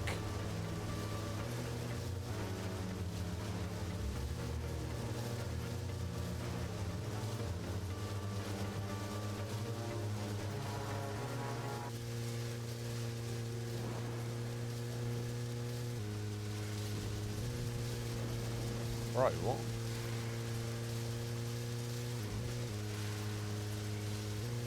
Now, do I want to turn here? Is that the best way to get to George's, or? Oh, it's all the way down here, isn't it?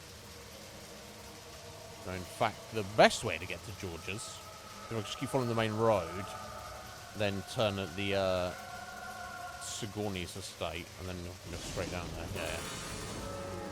Okay, going straight for now. Yeah, what the fuck? Giant freaky doggo just teleporting in. Now we do know, of course, that Case, and when he was speaking to Emily, he's waxing lyrical about his affinity for dogs. So that's presumably a little bit of a clue as well.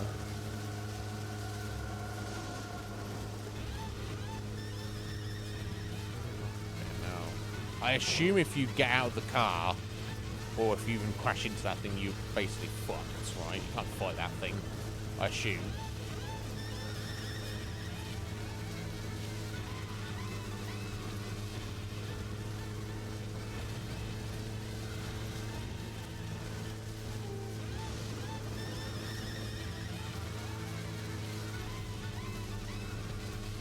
Alright, that should be the next left turn here.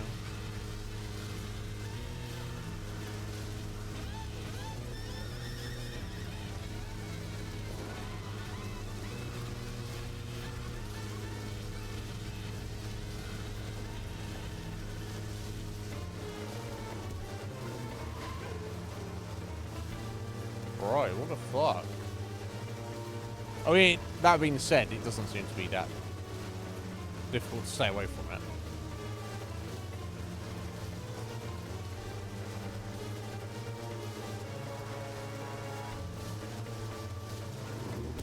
Oh shit, apart from when I just crashed right into it. Oh gee, oh fucking hell, bro, what the fuck?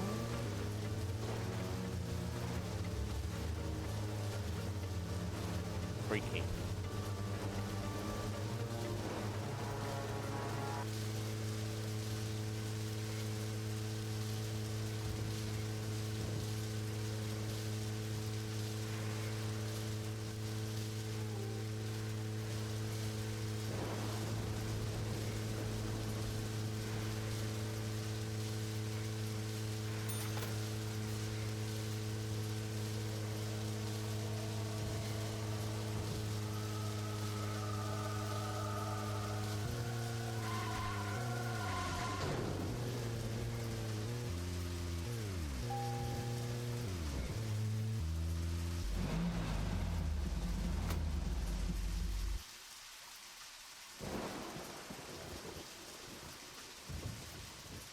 George's house? Yeah! You only just realised this.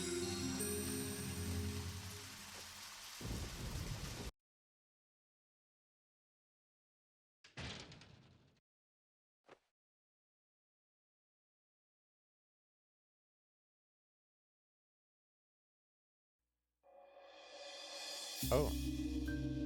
Someone boarded up all the doors and windows from the inside. There's no furniture.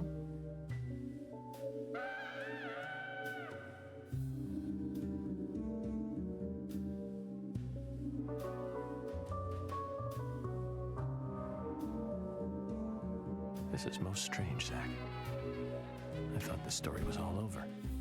Yeah, very strong. But it looks like there's something else before we get to see the ending.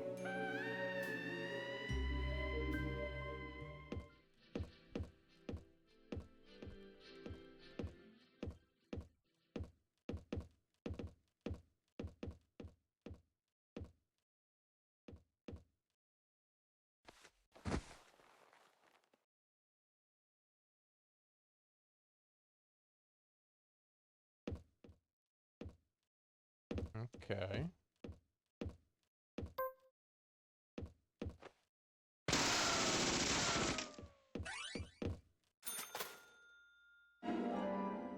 So, this is literally where we'd live. Now, obviously, it's probably spent a lot of time at the sheriff station, right? But still, this is kind of a bit freaky. But nobody would notice that he's, like, boarded up all his windows from, you know, because you'd see that from outside, wouldn't you?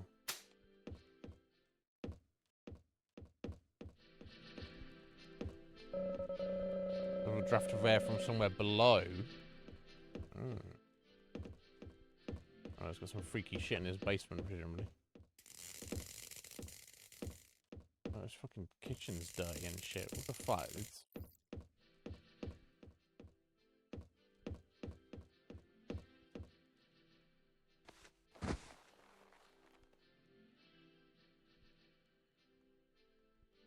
Unless this is stuffed deer.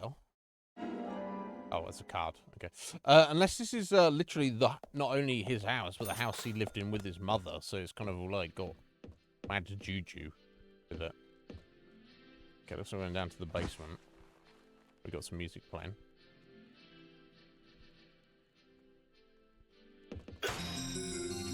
Oh, lol.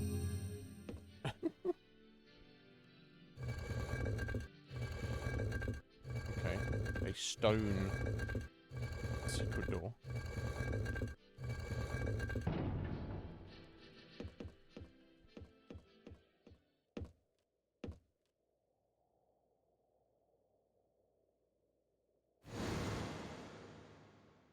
These photographs hung up?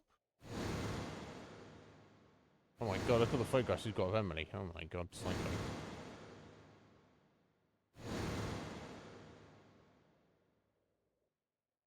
Zach, it looks like George really had a thing for Emily. Yeah, we already knew that, but...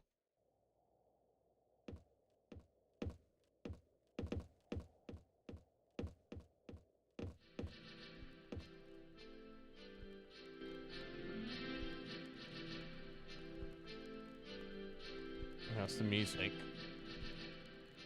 What is... Who is sat in that chair who's supposed to be moving? What the fuck? Wow. Turns around the bed. The king's bed doesn't look comfortable. Maybe sleep down there, surely. It was covered with Emily's pictures. I don't think Emily needs to see it. No, I mean... It should be kind of somewhat disturbed by that, to say the least.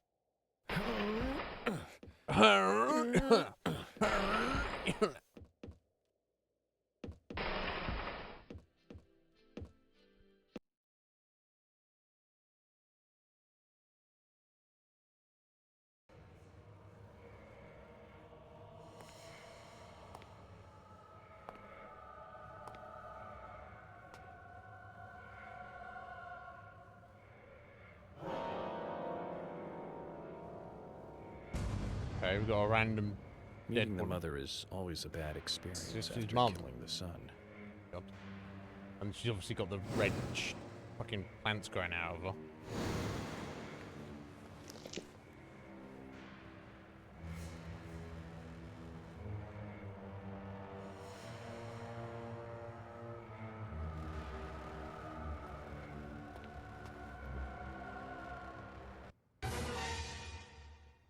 That was...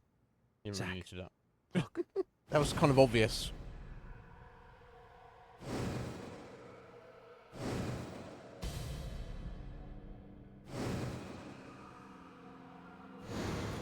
That wasn't a reverse peace mark. No shit, Sherlock. Thought we'd already established this. It's a tree.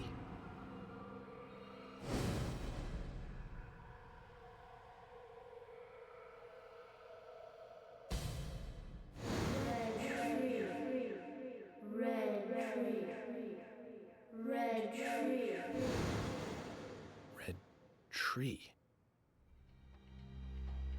Yeah, so all leads point to Kaysen.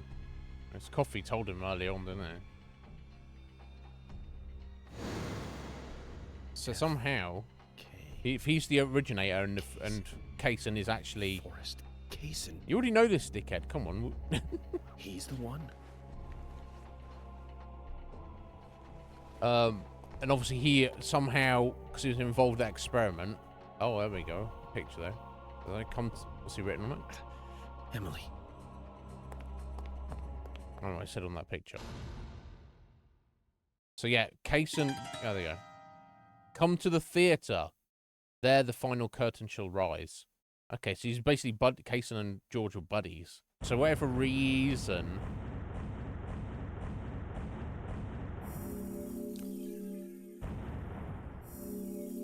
If we assume that Kaysen was, as you say, Akuma, was part of the military there, maybe at that point he was just a normal guy. But he somehow, within that, he like discovered the red seeds in the town and then kind of manifested their power, which gave him immortality and whatever else. And then for whatever reason, he decided to help George out and was like, oh, I'll give you the power as well.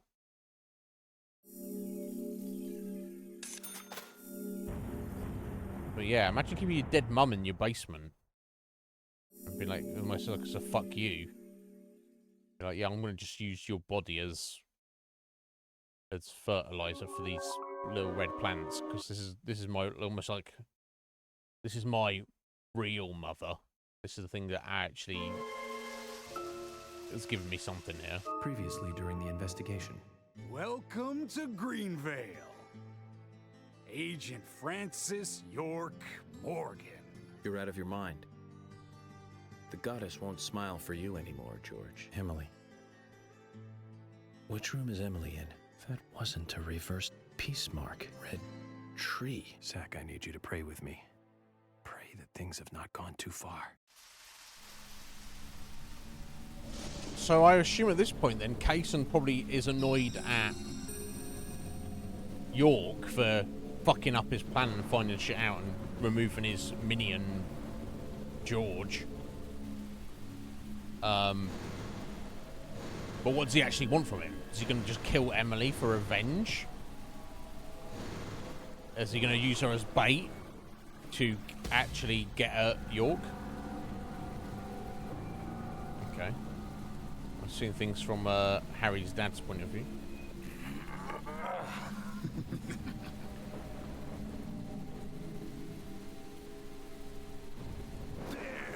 Over there.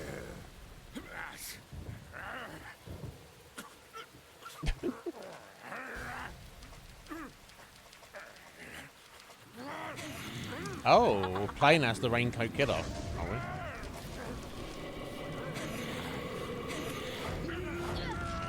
Okay. For reasons.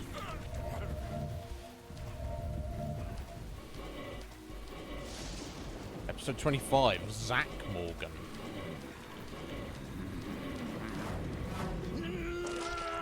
Okay, I assume I just have to kill the the townsfolk, right?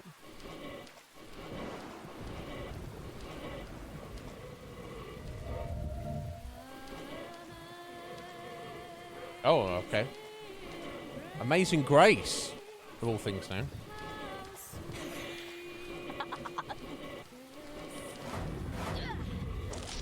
Lol. Okay, I do have a quest marker though, so I guess I'll follow it.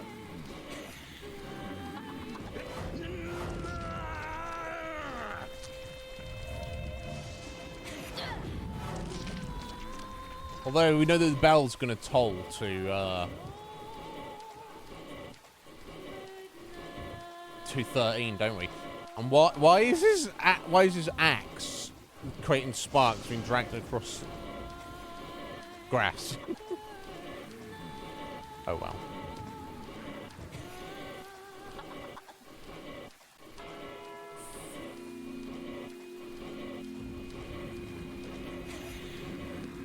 Do I need to kill these fuckers? I don't know.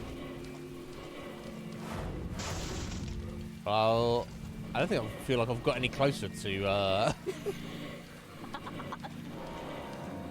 marker there, but who knows?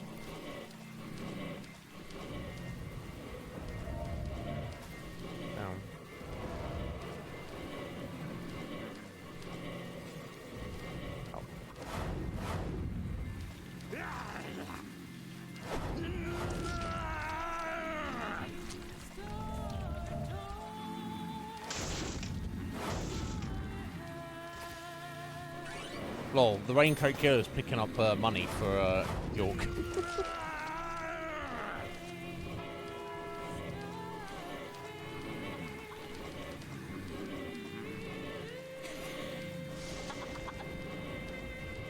Wait, have I just gone around in a full circle?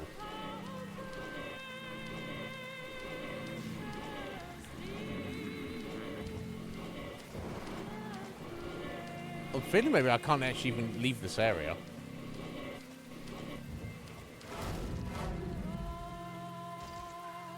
How fucking random. I don't know that this really adds anything to the game. Right? I don't know. They could just start showing this as a cutscene for a bit more if they wanted. Okay, I guess I'm slightly getting closer to it. I don't think I'm going to get there in time. Obviously, the fact that I can't even look at my map doesn't help.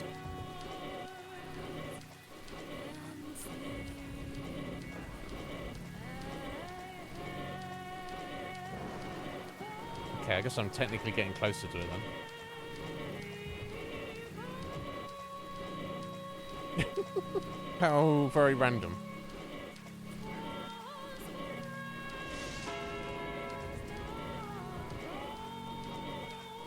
I don't think it's going to get to... I guess we're running to the clock tower, right?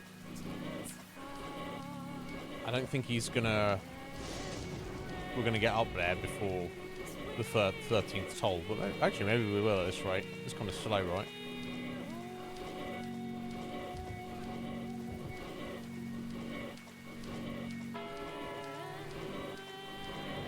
I mean, it doesn't even matter. I don't even know. So I don't really know what's going on here.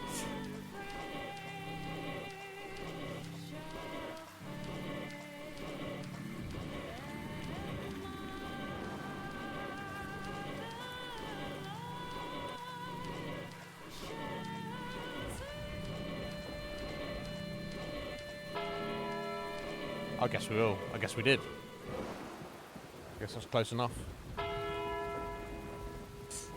Okay.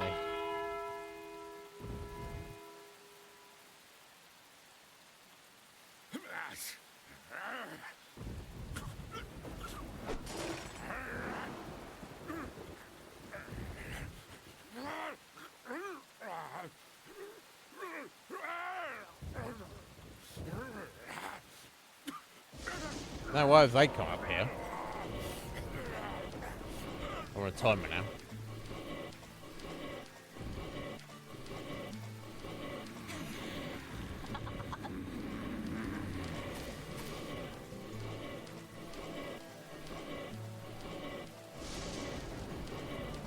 Because aren't they supposed to be killing each other? So why are these ones not killing each other?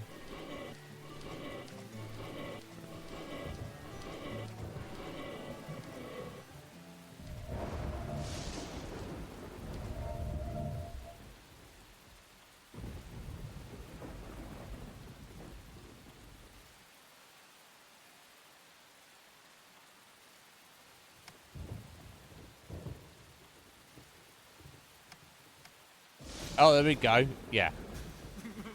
So I wonder if he knew about what was going. He's already got the little red plant with him, even here in the military. So maybe he must have found out about the situation with the immortality, or at least the red seeds, before this experiment took place. And maybe that's the reason he was like. Maybe he spoke to his boss and was like, "Hey, let's do this experiment," and they were like, "Yeah, sure, go for it."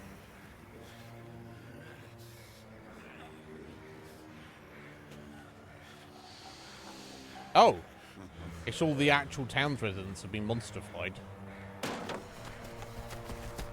Daddy, Mommy, and Grandpa, everyone's acting It's okay.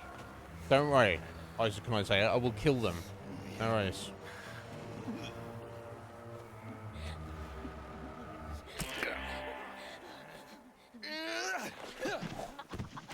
Oh.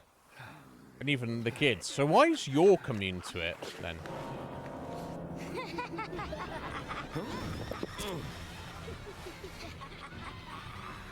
They just fucking stabbed him with scissors.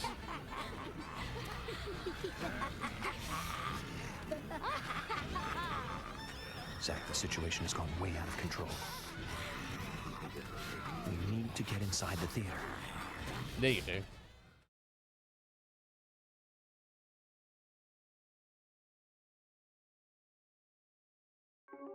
Yo, Scotty. Yeah, you adopt them, right? We're currently being controlled by an unknown force. Let's try not to hurt them if we can. I don't get a different ending if I kill everybody.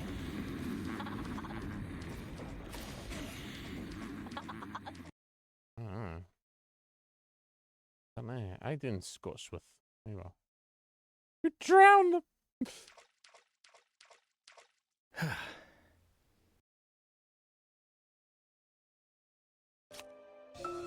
A little sleep. Yeah, that's good. I better get something to eat though. Do we really need to have a shave at this point in the game? Is that really necessary? Oh fuck it, let's do it.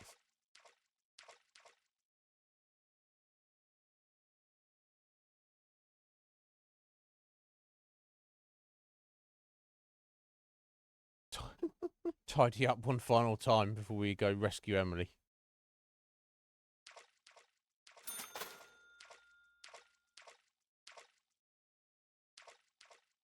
Need some food, don't I?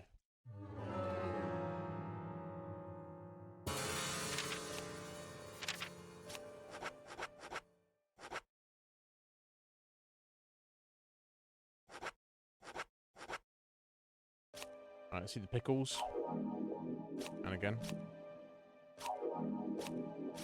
Yeah, 3 cans of pickles. Yummy. We've got Thomas's biscuit. I'll hang on to that because it says recovers hunger and tiredness, but also a bit of life as well. So in case we're getting some bullshit, what I could do with pulling out any medium or small first aid kit I have in storage here.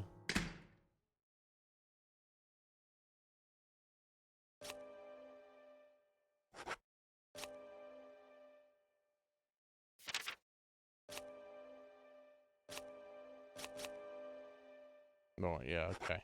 Yeah, I have 9 spare. Yeah, I guess because I went through the small ones, didn't I? Never mind. Right, there's any point in getting food, is there?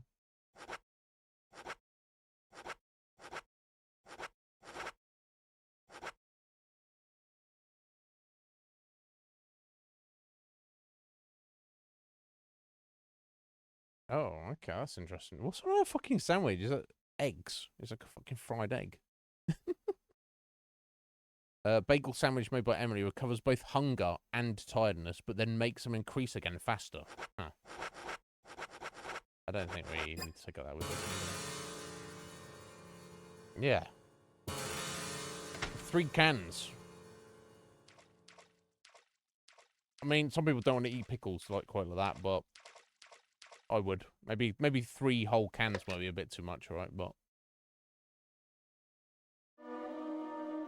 definitely not against.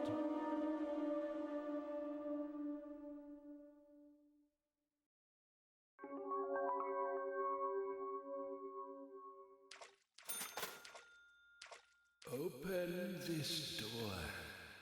There is no turning back. You still want to enter?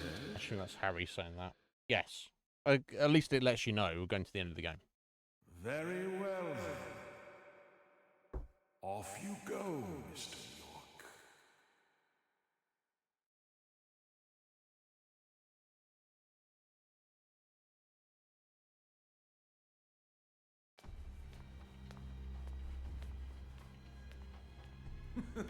And finally you arrive, York. Oh, wow. George is dead. You've got nowhere left to run. George! Oh, right, George. He was a funny one.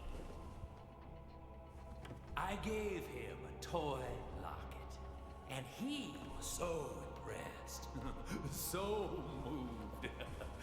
But he wasn't very intelligent. He was born in this town, you see, and it Suggesting took everyone's him spawning is stupid. too long to discover the red seeds. Binding down people with rules is a sign of small-mindedness, and that was what George represented in life.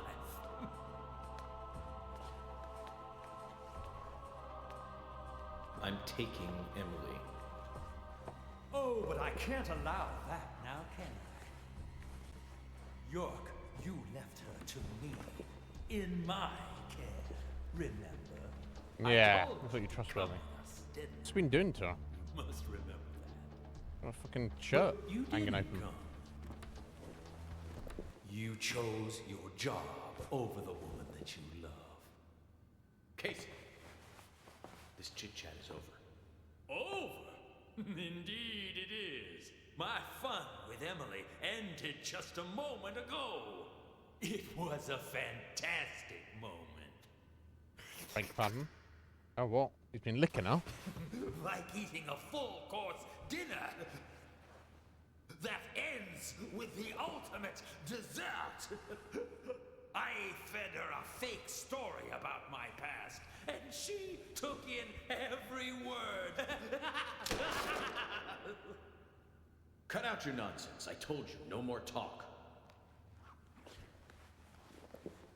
There you go, York. That's right. Feel the hate boiling from the bottom of your stomach. That's what makes little men create such great and amazing history. Just like tiny ants that make giant ant hills.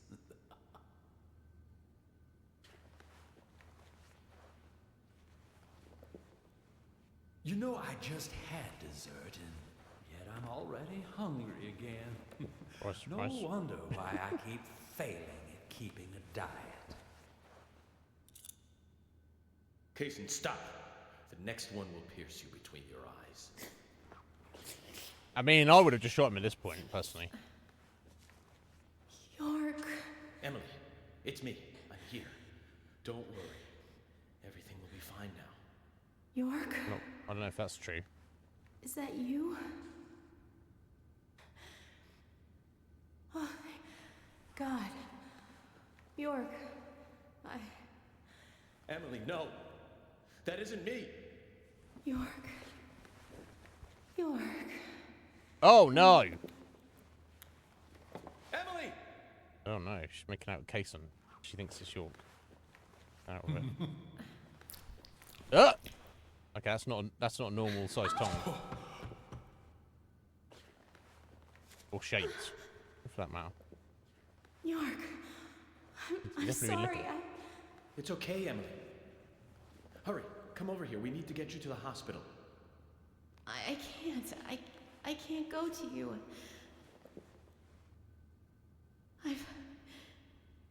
I've been soiled.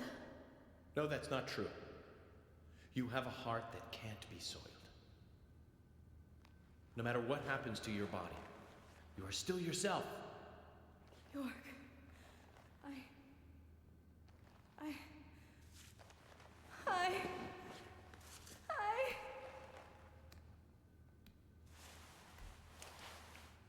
Oh dear. He's been implanted with a plant. Didn't I tell you? Getting these saplings to sprout requires a certain technique. Oh dear. What do you think? Artistic. I mean, I would rip it out if I It's was like Emily, but a surrealistic painting.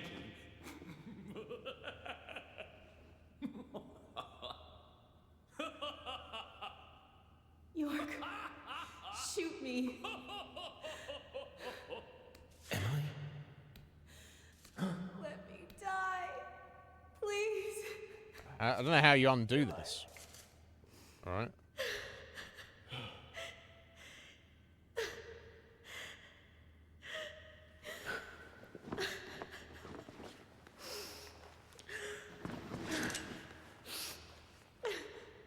Zach, what should I do? That's a good question. I don't know if she can be saved, right? Who knows what awfulness will go on if it continues. I'm sorry, my darling. Okay, jumping back to his, Oh, okay. Come full circle.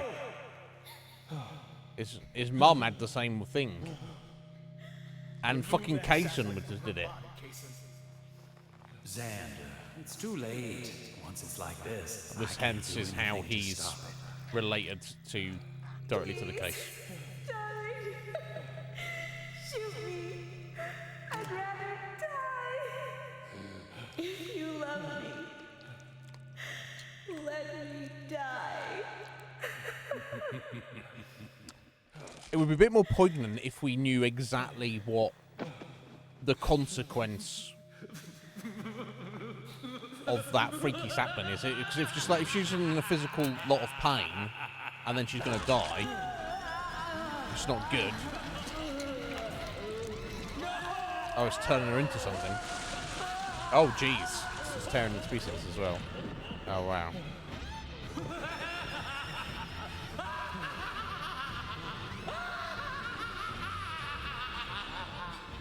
Okay.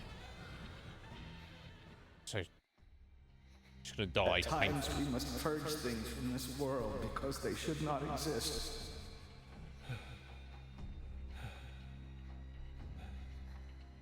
Even if it means losing someone that you love. I guess the question is, follow Dad's advice or don't. Yes, I couldn't do it. Would. However, you can. What? When the time comes and you have to make that decision, Okay. make the right one. So he's misremembered. Okay, and he called York Zach. Interesting. Zach. Zach. Zach. Morgan. Francis. Zach. Morgan. So he's really... So York and Zach were the other way around. His name's really Zach. And York is the made-up... I saw you, Zach. It's a made-up character. His imaginary friend. Us.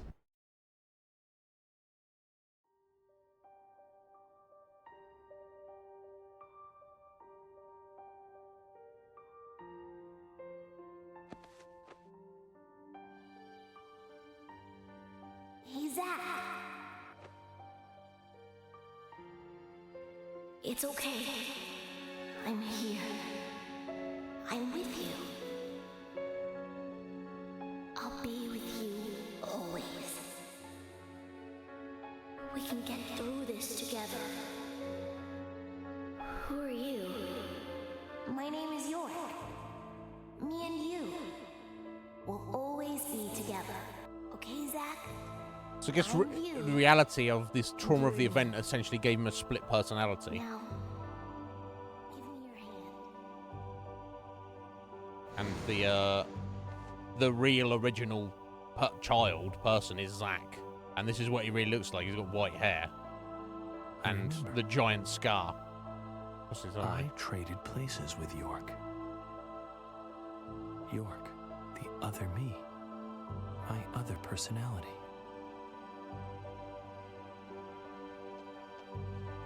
Zach, please. Please shoot. Kill me.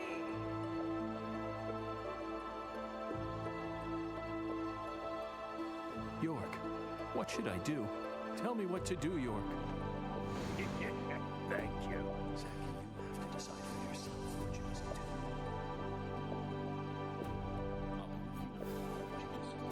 What's the options? Oh. Point gun at own head? Point gun at Emily, aim at Kaysen. Let's help Emily out. I think that's the right thing to do. There are some things in this world that must be extracted. Extracted? No matter what. You're Squidge. How you doing, Squidge? Oh, thank you for the sub there, Squidge. Even if that means losing someone. Hear the sound of that, but things are probably broken.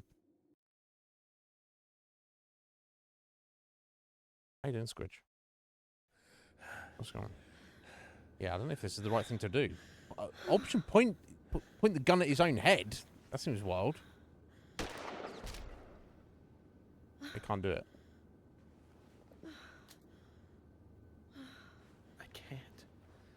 I can't do it. I can't kill Emily. I'm sorry, Zach. Stop. Sure, she's tearing out herself. I assume that's just killed her. Yeah, I don't blame her. I would do the same, right? Ladies and gentlemen, and now the grand finale. Wow. Forrest about to get fucked up. Yes, could you come in at an awful moment? What have you done? Yes, it is a tree. Or sapling. Zach, I wasn't used as soil at all. On what? You're beautiful. The most beautiful person I've ever seen. Thank you. Fuck, I don't remember any of this. I wanted to be with you. I don't know if you've seen any of this, Squidge. The games don't really get weirder than this game. I've played a few that are as weird, but non-weirder. Yeah, apparently. I don't even mean to lean into it.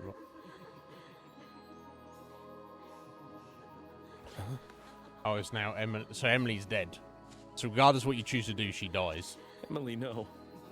You aren't supposed to go over there. That's not the way. Come back, Emily. Oh, bless him.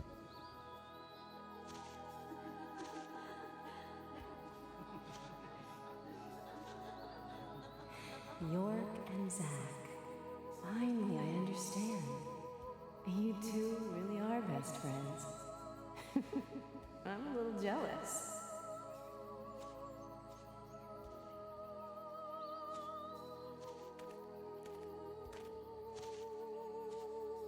Hey, stand up, Zach.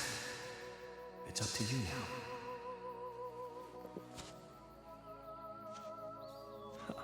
Emily, I There's finally York got leaving to as meet well. you face to face, but you had to go with York, didn't you? He always gets the girl. He's a good guy. You see that too, right? He kept talking to me and ended up pulling me back out of that room.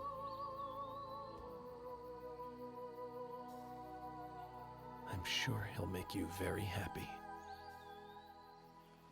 Well, surely it's better to be alive, right, Zach? Yeah, fucking York. That York guy.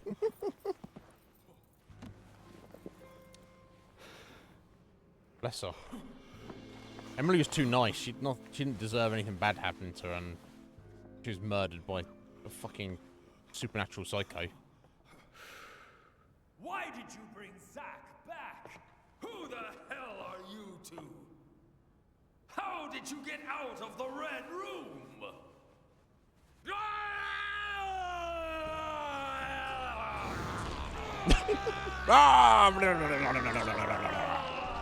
Right, come on then, Forrest. Oh my god.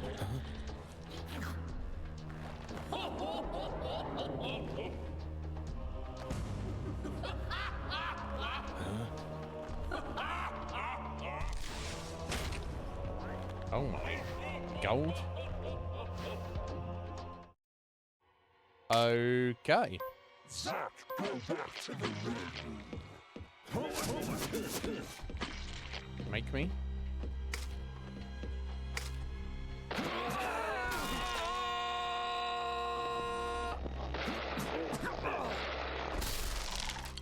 Oh.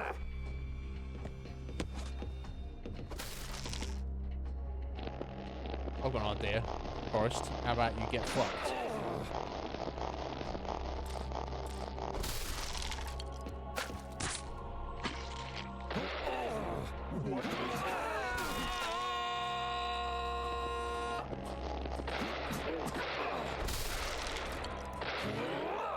Nope. Just stayed in there, Zack.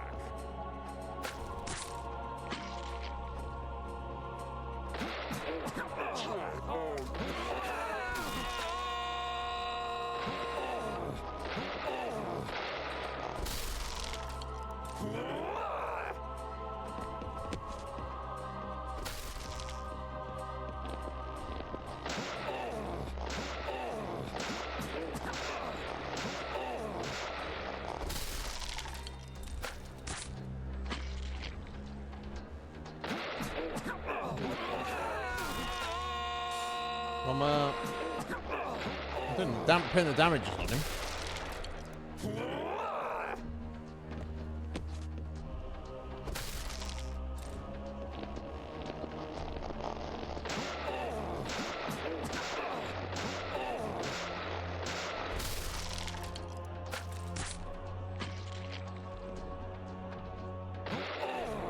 What was that?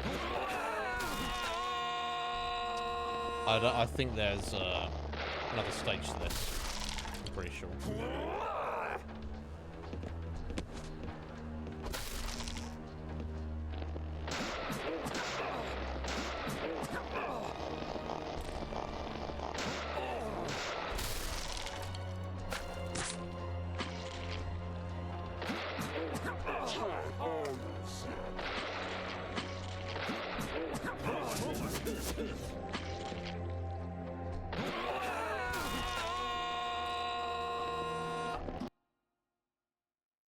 Squishy's like, what the fuck have I walked into?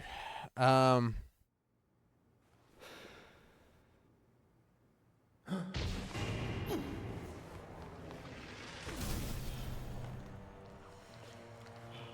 thank you for the sub. Are you doing well? Are you had a good weekend?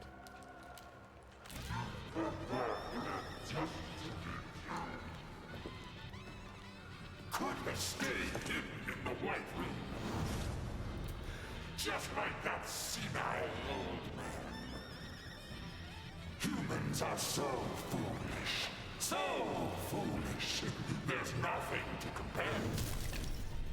With one whiff of that gas I made from the seeds, there we go. they Confirmed. kill each other. Even their neighbors, even the ones they love. Not much compared to the full effects of the seeds themselves, but I still got a really good laugh out of it. Wow. So what? So is Kaysen just a psychopathic serial killer who used to be human, and he just ended up like this, or? But I really don't like having to exercise. I mean, I could have guessed that. Oh, what now?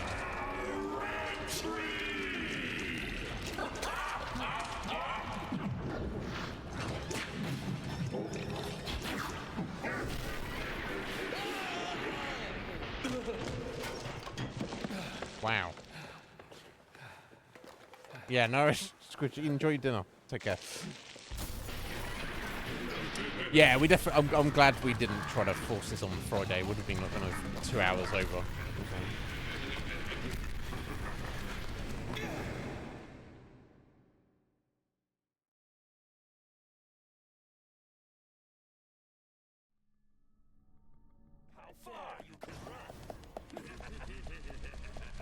Oh, and quick time events this late into the game, really.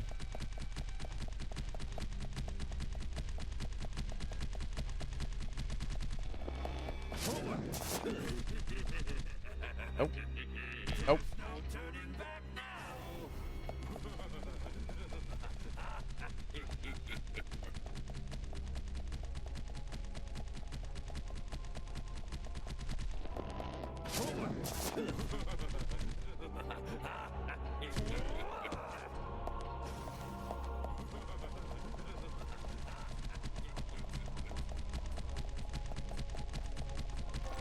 That's nothing.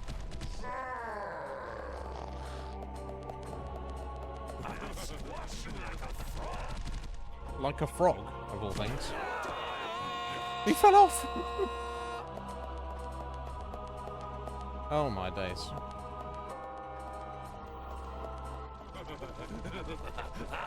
Wiggle the stick from left to right.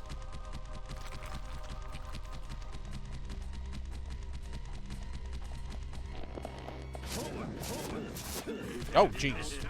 That's not good. Okay, I can get to my heels. Yeah, that's good. Let's eat Thomas's biscuit. Oh, wow. You stuffed your face. Best biscuit, apparently. Oh. Best healing item in the game, apparently. Well, thank God it lets you heal during this section. So that would be bullshit otherwise.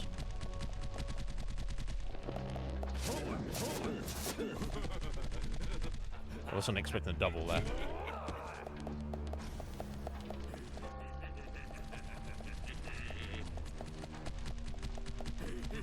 Okay, now how much stick wiggling do we really need? A lot more, apparently.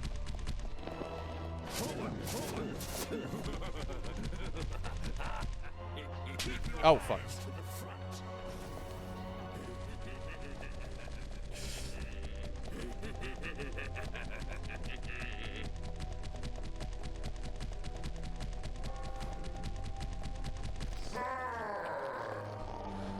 Oh my God. How much further are we gonna go? Oh, sorry, are you the frog, or... So, I don't think frogs often squash things, but... I think that's what they're known for. I guess frogs can get squashed. It's a bit ironic if you're saying, you're like a frog, looking like he's... You're an annoying little bug. Okay. I mean... You are... Well, I mean, we don't even know what you are, mate, so... Oh my God. I'm getting fucking cramp here doing this. Bruh.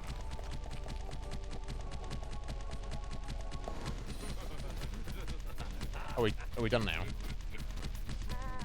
Yeah, okay, we finally got to cutscene. Alright, finally we got to the end. Or the end.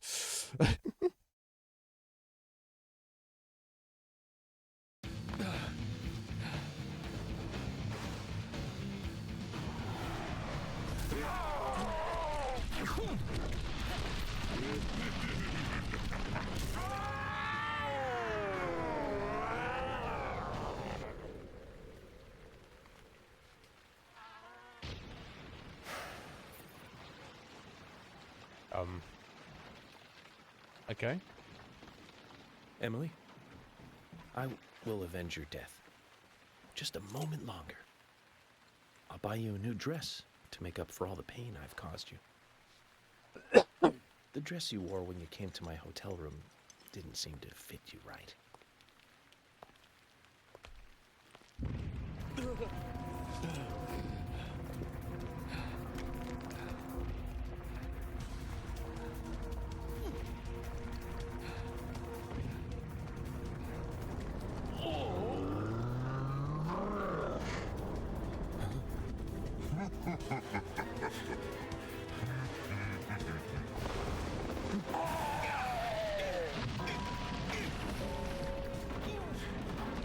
Okay.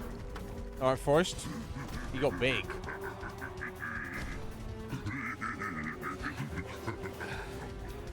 I guess it's easy to Kason, hit him with bullets. To tell you this. You're one crazy guy. Okay.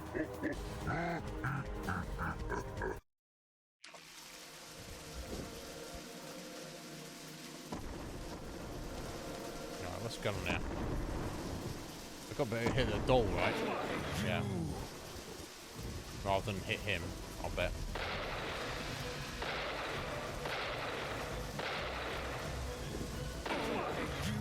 Yeah. I think it's time to pull out the assault rifle now.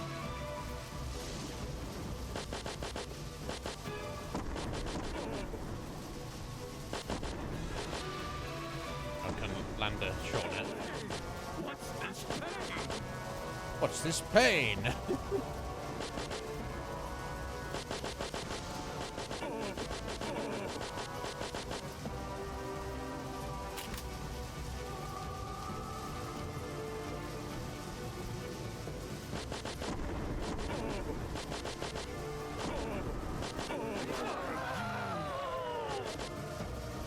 Although, having said that, it's done relatively little damage.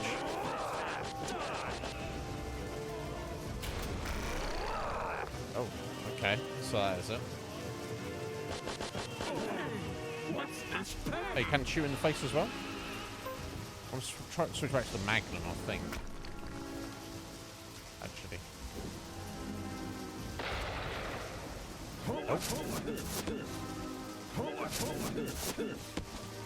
Oh, jeez.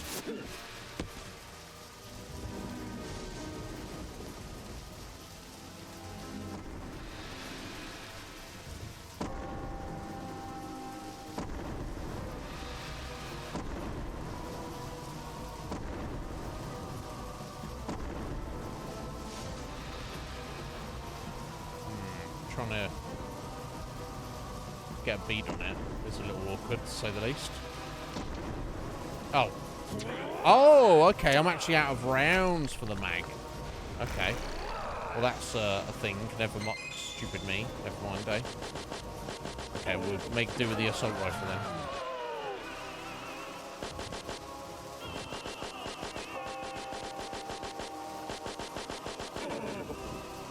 Like, it's chipping away at him.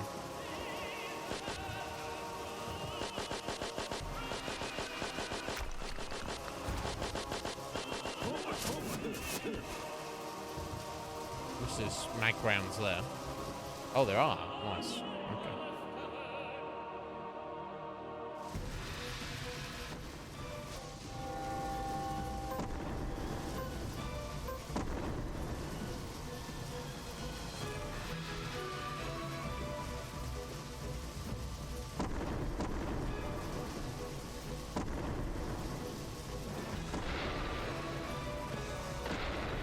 Get closer to him.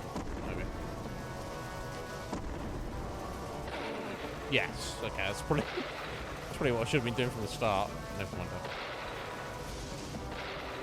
Okay, never mind.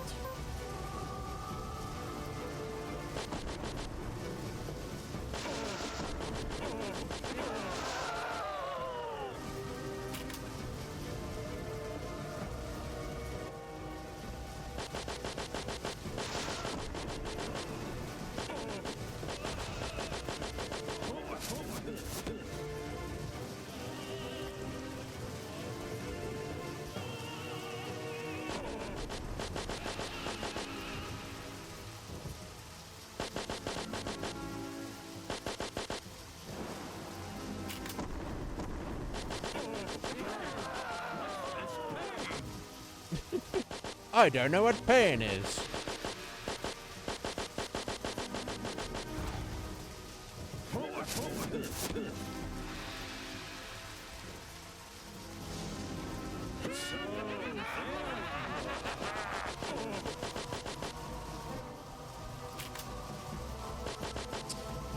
Weird boss fight, right? Not really too much to it.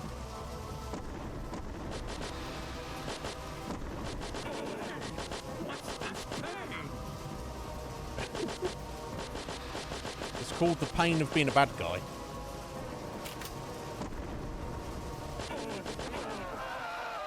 Okay, I don't know if I've just finished him there or it's close to.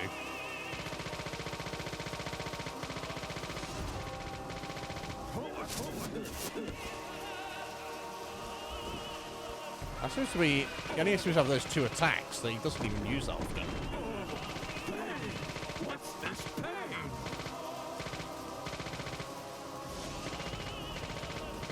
Oh, what's he doing now?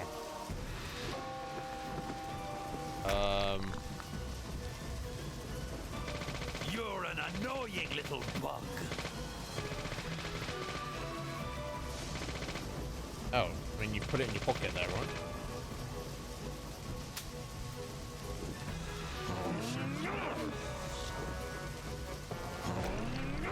Ow.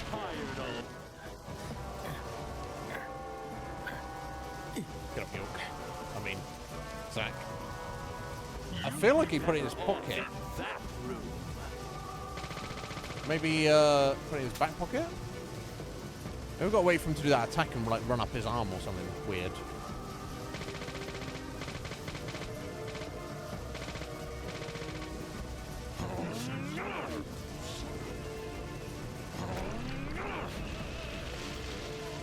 Ah, here we go. Here we go. You climb on his hand. And tells me you kind of maybe wouldn't do that. What do you think you're doing? Yeah, there we go.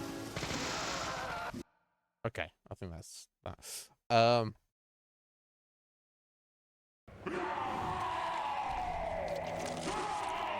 Oh wow.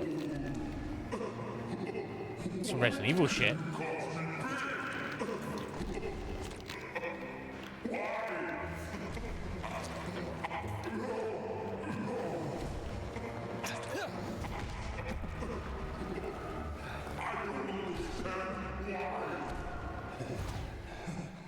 It's because you don't understand humans.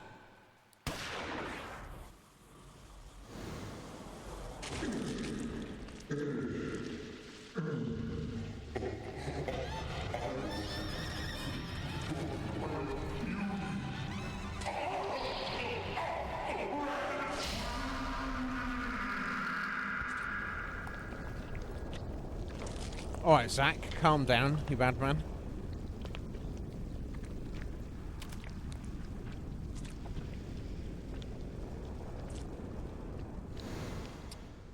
Okay, well,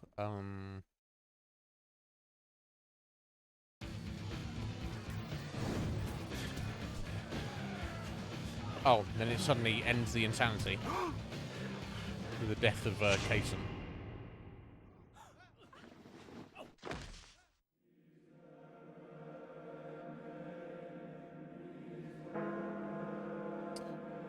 Well, hopefully too many people didn't die again.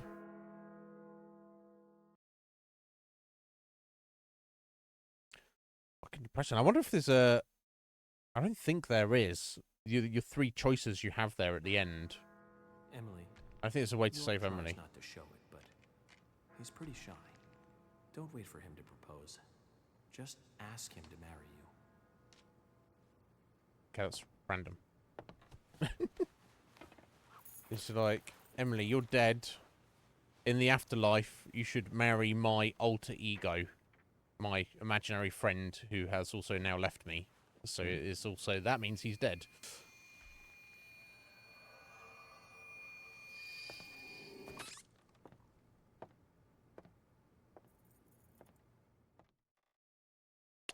Well.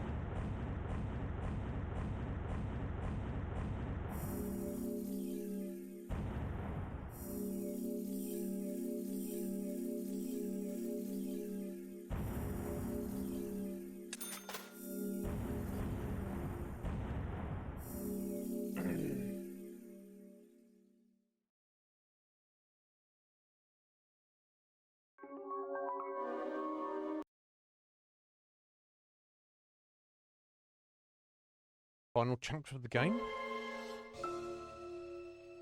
Previously during the investigation, York, the other me, my other personality. There are some things in this world that must be extracted. No matter. York, I'm sorry, Why can you cause me pain? Just scum. Red tree! York and Zach. Finally, I understand. You two really are best friends. I'm a little jealous. I'm sure he'll make you very happy.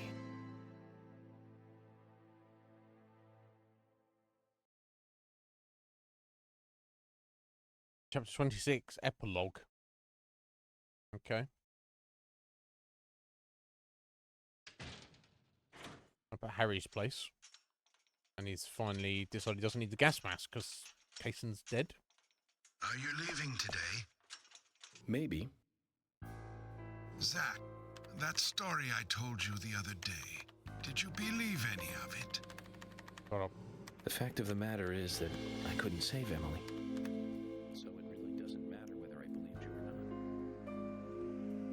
I'm very sorry about her. There's something mysterious about that picture. There's a calming beauty to it, and yet it exudes sadness. Harry, I have a few questions for you. About what, Zach? Your last name isn't really Stewart, is it? That is correct. It's really Woodman. Harry Woodman. George was my son. You were there in the White Room when I was there. Why? Right, okay, so why did he cover that up? The same reason as your father. Long, long ago, I too was unable to shoot my wife. What's worse is that I was also unable to kill myself. Which is why I lost both. The woman I loved and my son.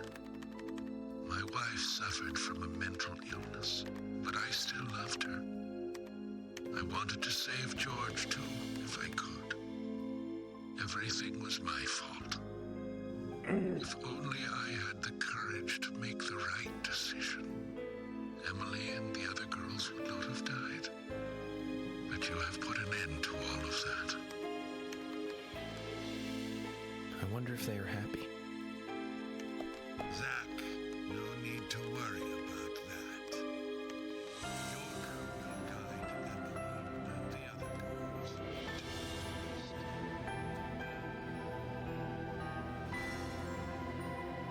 Seem very sure about that, Harry. So presumably George didn't know that Harry was his father. He just grew up an only child, and at some point George's mother, even though she's after the abuse, was somehow infected with the red tree, and then she died, and then George was like, well, that's good, she's dead. I guess I'll just live here with her in the basement with her corpse. And Harry just was like, I can't deal with the situation, I'm running away. Hey, Michael, mind stopping the car for a moment? Very well, Mr. Francis Zach Morgan.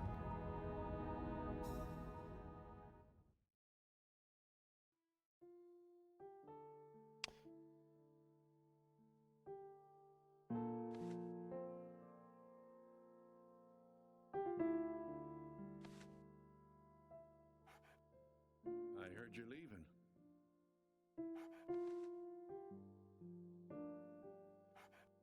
Is Willie gonna just stay with Isaac and Isaiah, I guess? As Payson is now dead. I guess. Uh-huh. That's right.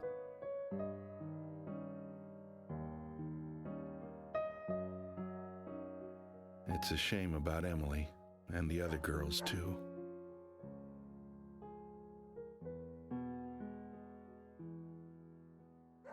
How are Isaac and Isaiah? Why don't you ask them? Oh, they're fine. They still don't think the girls are dead.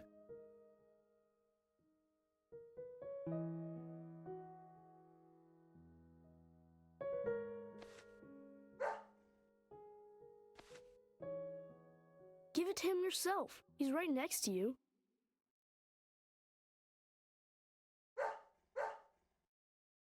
Oh, okay. I understand. We'll do it for you.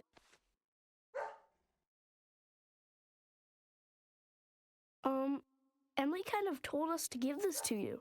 Emily said it's a present for Zach. Oh? Thank you. Where did you get this? Emily asked us to give it to you. See? She's over there. There's another Zach there too. You're twins, just like us. Emily couldn't give it to you herself. She said she's too embarrassed. So, Or she's she asked too us to hand ghostly. it to you.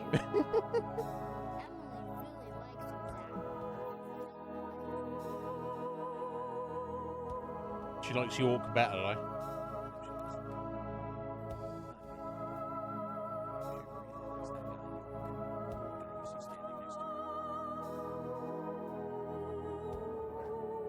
What's it, a key? Anyways, you two. Be nice to the girls, okay? And they'll be nice to you. We don't like girls. Girls are boring. Give it a few years, that's...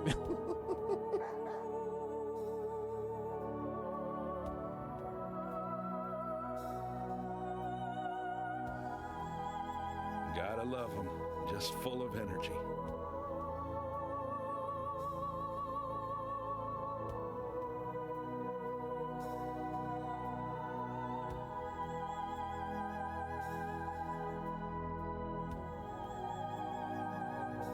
Emily, York, sounds like you're both doing fine.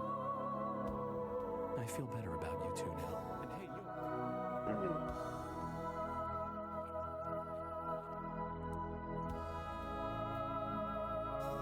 It was for them. He wanted Isaac and Isaiah to find her. Okay, why?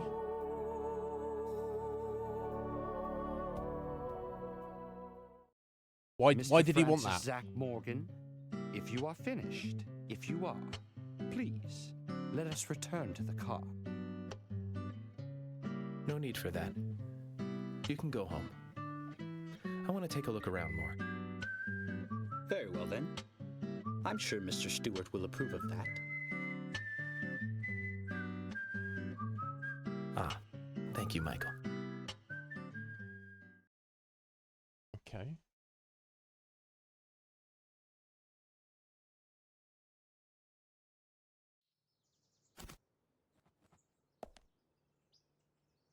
Okay.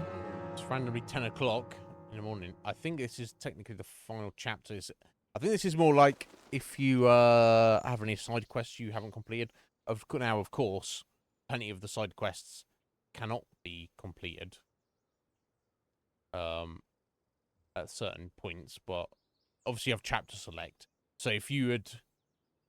This is your first playthrough of the game, and you'd got to this point, and you were like, "Oh, I missed a bunch of stuff." You could then use this chapter to do either do chapter select or run around and do other stuff and go fishing or whatever you wanted to, or go and do something for fucking Sigourney, or whatever. And I think if we get down here to the hotel, that basically rolls credits. So I guess I don't need to do any extra stuff. So I guess we'll just go do that.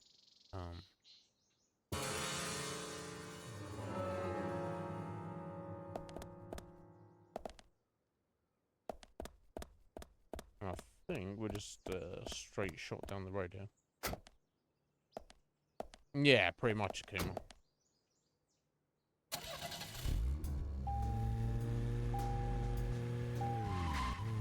Hopefully Sat's going to tell us about B-movies or anything on the way.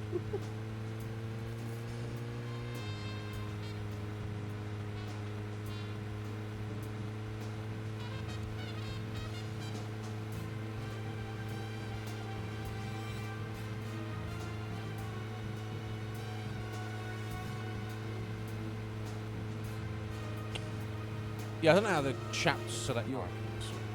Can you hear me? I'm a little jealous. I'm a little jealous that you're dead. Side now. I'm not. But don't worry, York. I'll still keep I've speaking had to easy you. for so long having you with me.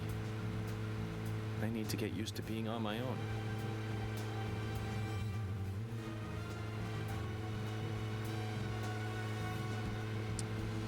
I think if you do chapter select it, like when you get to the end of the chapter, rather than carrying it, you do your stuff, then finish the chapter, or you even just go in the menu and just say you're done, and then it puts you back here. I think that's kind of how it works.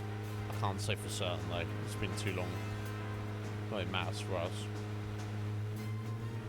God, fuck me. It's it's a very good job I didn't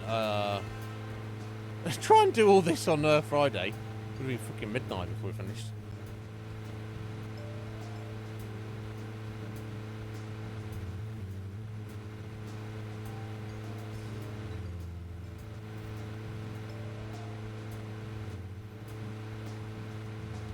I thought we were already on the main road, but I think I've got to turn at some point, haven't I? Yeah.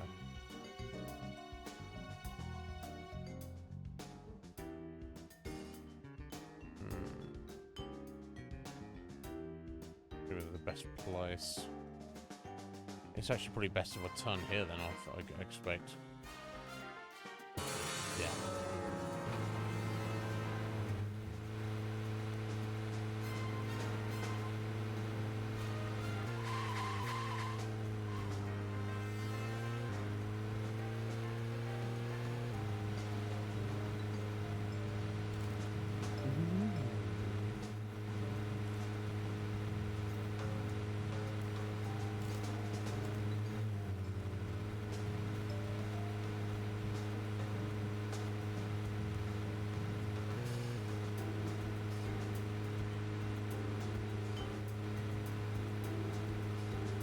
One more thing, York. I hope things are going well with Emily. You've always been horrible with women. No. I gave you tons of advice during your last relationship, and you ignored all of it. I'm sure Emily will take the lead. Just don't fight her. Let her steer you in the right direction.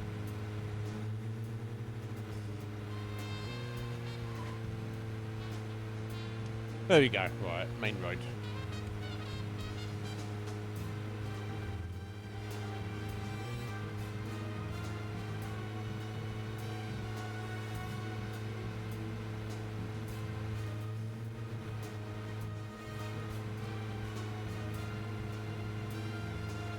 So I guess we just have to take it on the chin and just take it as it is. The fact that for some reason there's a strain of plant, of tree, that grows only in this town. And the seeds of that tree basically not only can make people hallucinate, go crazy, randomly attack people in like a frenzy. It can also kill you if you ingest them, and it can also give you superpowers and make you immortal. There doesn't seem to be any rhyme or reason to how and why any of it manifests, right? So I guess for me that feels like a bit of a drawback in the like the story would have been better if it kind of was a bit more fully fleshed out and consistent as to like why. Because as far, unless I've missed something, it doesn't seem like there is a why. It's just that's the crux of it. At some point in the past, Kaysen was here for reasons, discovered it, and was like somehow understood and harnessed the power of the red seeds. Then after making himself immortal, decides, hey, military who I work for, like if you're some weird immortal serial killer being, are you gonna be like, yeah, let me continue to work for the American military? I don't. No, well, maybe this is just like shortly after he got his powers and like happened to work for the army beforehand. Either way, he obviously knew of the power of the seeds and it was like, oh, as an experiment, maybe I can present this, like turn it into a gas and then present it to my boss and go, hey, boss, can we run this freaky experiment on this town? And then they go, yes. And then that's why he did it. And I mean, everything he did, and for the reasons, just for fun. And then for some reason, many years later, he stumbled across George and was like, I know, let me power up this guy because he will cause all sorts of grief and mischief on his own. So it seems like Kaysen just kind of wanted horror and death and chaos just to unfold just for the sake of it, because that would make him happy. It didn't really seem to be anything more to it than that. And like I say, we're kind of almost left. I've had most of the questions answered, but obviously there's a lot of stuff just kind of doesn't. It's kind of left unexplained. That may have a solution, an explanation, but we would, unless we get it now, we're simply just not going to get it.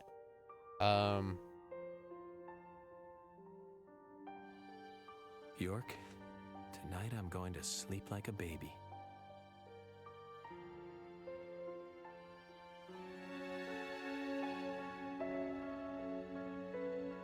Yeah, I'm not against the split personality of York and Zack as well.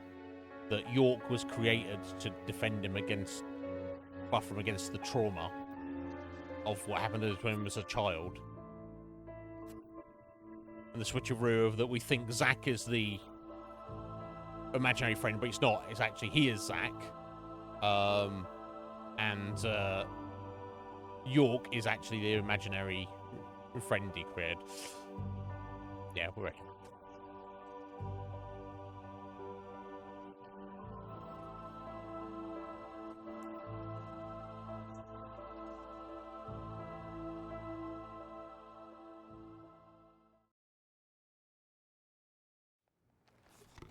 Yeah, I didn't see that coming either last time I played it. I thought it was just him being weird and eccentric, and also tied into when he talks to Zack, he's talking to us. Polly, what's that picture? Oh, that. We took it when the clock tower was built. 50 years ago? That's right. That's me in the middle. Right, and she doesn't recognise Forrest Kaysen in the picture. Men were always around me. I just find that strange at all. Sorry to keep you waiting. Just sign here, please. It's Polly, though. She doesn't really know what's going on most of the time. Mr. Morgan? Mr. Morgan! Oh, I'm sorry, Polly. I was just thinking of a friend. Someone who was with me for a long, long time. He must have been a really good friend then. Otherwise, why else would you remember him at a time like this? Indeed. We used to fight, but he really was a good person. He's gone now, though. Gone away to a place where we can't meet again. I'm sorry to hear that, but if he's a friend of yours, I'm sure he's getting on just fine. Thank you, Polly. You know what? I think so, too.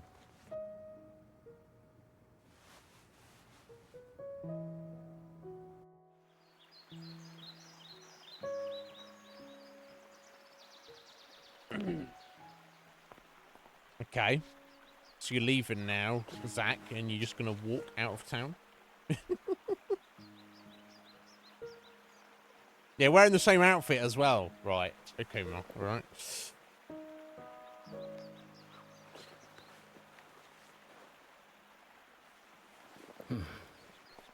Oh. You're not smoking.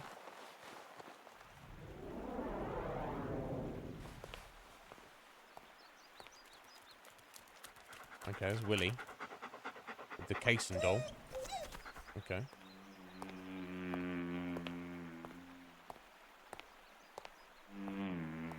Okay, a fly bothering us.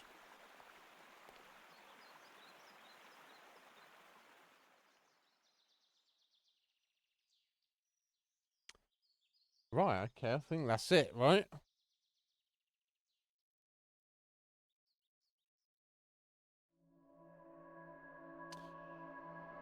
That's Deadly Premonition. I don't know if there's anything final at the end of the credits here. We'll skip it. I think it's better to skip credits that you can. So if there's a final scene, it seems like there is.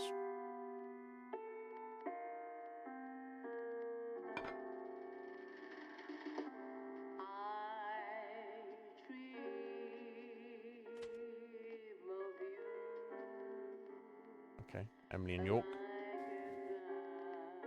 at the diner in the afterlife, being served by Anna, but it's a bit.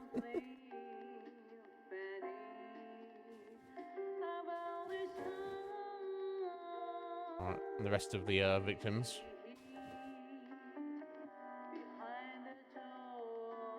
I mean, this is just representational. Because if they're, like, consciously there, I'd be like, yeah, fuck this diner. What kind of afterlife is this? It's just representational. Okay.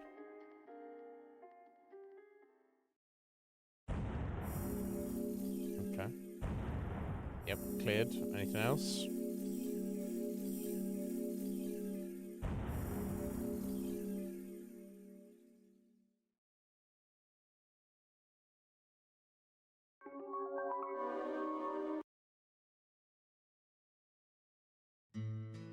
No, that's really it. Okay. Let's jump over from that.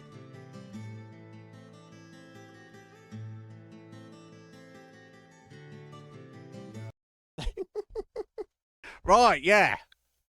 Now York's got everything that George ever wanted. He's got his harem, but he's also got Emily as well. And Thomas better get making those biscuits, bro. Get in the kitchen, Thomas. That's where you belong. Right, yeah, there we go, guys. It was a Deadly Premonition. Or, Deadly Twin Premonition Peaks. As if you prefer. Yeah. So I did enjoy playing through it again, but after all these years, I definitely feel that the awkwardness of the gameplay. Now, the basic controls are just Resident Evil 4, even though they feel like kind of a hair extra awkward. But some of the overwhelming need to put quick time events in it, and it also at the most inappropriate of moments as well, I feel. Like in boss fights and shit. The overall gameplay was awkward as all hell. The balance of the actual shooting combat was such that you had far more supplies than you really needed, but all the enemies were fucking bullet sponges. The complete lack of variety in enemies. There was the regular zombies, then there was the regular zombies that also had guns, and then there was the wall crawly creatures.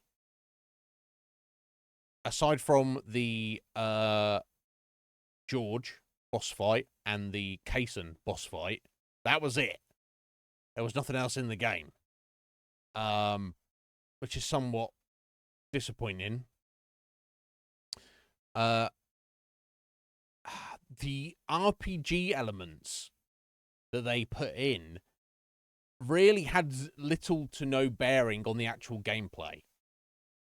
So here's the thing. I like RPG elements in non-RPG games, or in strictly RPG games. I like them to be developed as much as they can, but they have to have meaning. They have to feel like there's a real benefit to them being there.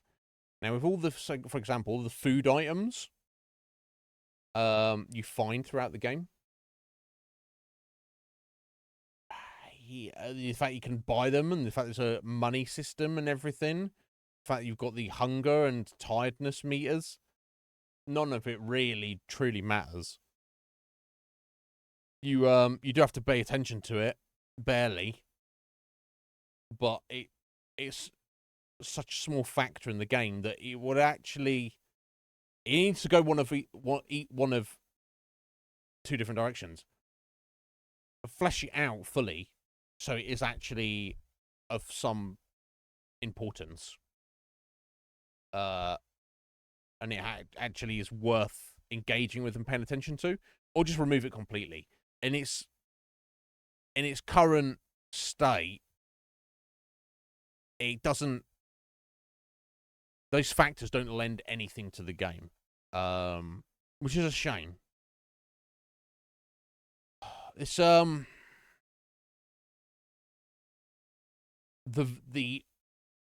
think Deadly Premonition is a superb example. Maybe not the best ever example, but I'd say it's probably up there, of a game where the you can see what the vision of what the game, the creators really wanted it to be, but how it really is. It's a game that has an extremely high potential, but severely did not meet that potential, right? There's some games that have very low potential. They're very simple, and they meet that because of how, you know, I wouldn't say unambitious, because that sounds kind of cruel or harsh to, you know, I've not made a video game. But it feels like here with Deadly Premonition, this is a game that had an incredible amount of ambition, which severely failed to meet that ambition. And I don't blame them. I think it's better to have more ambition. It's better to be crazily ambitious and fail to meet that mark. But I do feel that the gap here is... yeah, it just... As a piece of artwork, I still think it's good. But as a video game, I feel it's somewhat limited. James. Hello, James. Thank you for that sub there, buddy. Thank you. Thank you. How you doing, sir? Are you well? I hope you're looking after yourself. I hope you had a good weekend. We just finished Deadly Premonition. Because I know you said you've not played it and you had some interest in it. Not really talking about anything spoilery here. Yeah, if the feeling I have coming away from having completed it is, I really, really, really wish there was a game like this that had a very similar setting and somewhat similar narrative. That, like, the narrative elements that it has taken directly from Twin Peaks. A small-ish, extremely rural town as the setting. The FBI is called in to investigate a murder or series of murders, which are in some way unusual, or certainly unusual beyond the scope of the small town it's set in. The FBI agent or agents in question are eccentric, have a degree of weirdness. There is some element of the supernatural or supposed supernatural going on. Now, if you have those elements, that you can pretty much do anything you want with the narrative. But as a game, it needs to be truly open world. It needs to have a proper day-night schedule, and you need more actual named characters than are really presented here. So you've got more potential suspects, potential witnesses. And it does need to have this the core gameplay, not so much combat, although that could definitely be added in, but doing actual investigative work. So in that regard, almost like it's a point-and-click game. But also maybe you can fail the game by not figuring things out quickly enough. You can have like a leisurely pace to it, and you definitely need the ability to go and explore the town and go and do like random shit. But somehow like figure it out for yourself, and to have all the RPG elements. Have like the fact that you need to, you've got like a time schedule, which actually has days of the week and actual, dates. And you actually have to like schedule, like, if you're gonna go interview someone, you're trying to track them down and have all the NPCs doing their daily schedules or not, if they're doing something out of their schedule, right? And have the RPG elements of having money and doing things to get money, and having worthwhile things to spend that money on. Have lean into the food aspect. And make it actually meaningful. There's a lot that could be done here. But look, I'm not a video game developer. I can't make that game. And it's quite likely that game that I'm envisioning, that I truly desperately want, will never exist.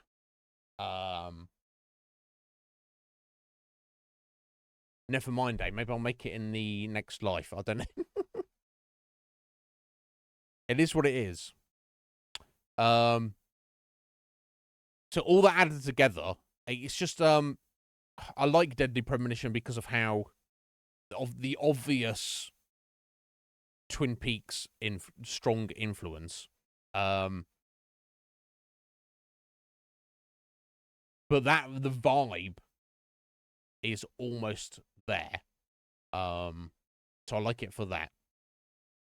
So as a piece of art, I love the attempt. However, as a video game, it's not. It was awkward as fuck 10 years ago when I played it, and it's not aged any better, shall we say, in the the intervening 10 years to now in 2020, late 2024. It's it is what it is. Now, if anyone's curious, there's a sequel that, while this is regarded as a cult classic, the sequel is mostly panned by even fans of this. So that's not something I have any interest in. So my understanding of, I mean, I'm vaguely interested in the story side of it because we get to see, FBI Special Agent Francis Zach Morgan back at it, but it has no relation to anything that happens in this game. And in fact, from my understanding of it, it's set way in the future after this game, where he's basically retired and he's like an old, even more eccentric old man, retired from the FBI, and some other law enforcement come to like quiz him about a case. But then the actual game is they're questioning about something that happened before the events of this game that we've just played. So the actual gameplay of the game is you running around as Agent Morgan on a different case that happened way before this, and playing what he is telling to these other agents. So it's kind of like so it's like a sequel, but most of the events of the game are actually a prequel to this. But it doesn't matter because it has no relation to any of this at all. So I'm somewhat curious as to what the story would be. What happened to Agent Morgan in the past before the events of this game. Obviously, we've seen his childhood and why he's eccentric and why he has an imaginary friend, but we don't know any of his other cases or why he's kind of the way he is, about how he is an FBI agent specifically. And also, I'm kind of curious, like, what is he like after he's retired? Like, where is he? What's he doing, if anything? I've heard the game itself, though, is jank, and it's not interesting, and is bad, just generally bad, which is not good to hear. So I've got no real interest to ever play it, honestly. What I've heard about it is enough for me. But anyway, I'm glad that we covered Deadly Premonition for the channel. I certainly enjoyed playing it again. Yeah, Akuma, yes, very much so, actually. A bit more in depth with, I don't know how it would go with the investigative side of things, because obviously in Yakuza you just have loads of side activities and quests, and then just follow the main thread. So not as rigid as that, but the whole like vibe where it really feels like an open world, and you can just like explore, and there's lots of things to look at and do and interact with. Yeah, definitely could take a lot from the Yakuza series. Unfortunately, I guess that's never going to be a thing. But hey ho, whatever is what it is, right? But anyway, let's take this off the list, or rather, mark it on the list as complete. But yeah, I'm glad we played it, and if for anyone who's like, what is this jank? Well, I'm sorry. That's the way it goes sometimes. Right, yeah, I've heard about that. It's not obviously Like a Dragon's the the RPG one, isn't it? The more modern one, and then sorry, the turn-based RPG. Yeah, I can't remember what it's called, but yeah, I've heard of it. But yeah, I'm curious as to what that might be like. Have you heard that, Red Mage? I guess I would say, where have you heard that from? Right, not to be a pessimist, but oh, but anyway, so yeah, it's too late right now to start anything new. But we'll come back tomorrow with something new, which obviously won't be Fallout London, unfortunately. So I guess it's my choice. I guess I'll choose Tormented Souls. I guess we'll do that. I want to add in its place Shadows of the Damned, which may be the very final Xbox 360 horror game I want to look at. But yeah, we'll have a look at Tormented Souls tomorrow. Multiple sources, Red Mage. So the general vibe is they've done a good job with it. Okay, well, good on them. You know, Angela looked a bit weird, but that's fine. Right. Yeah, that's the thing, isn't it? That is the thing.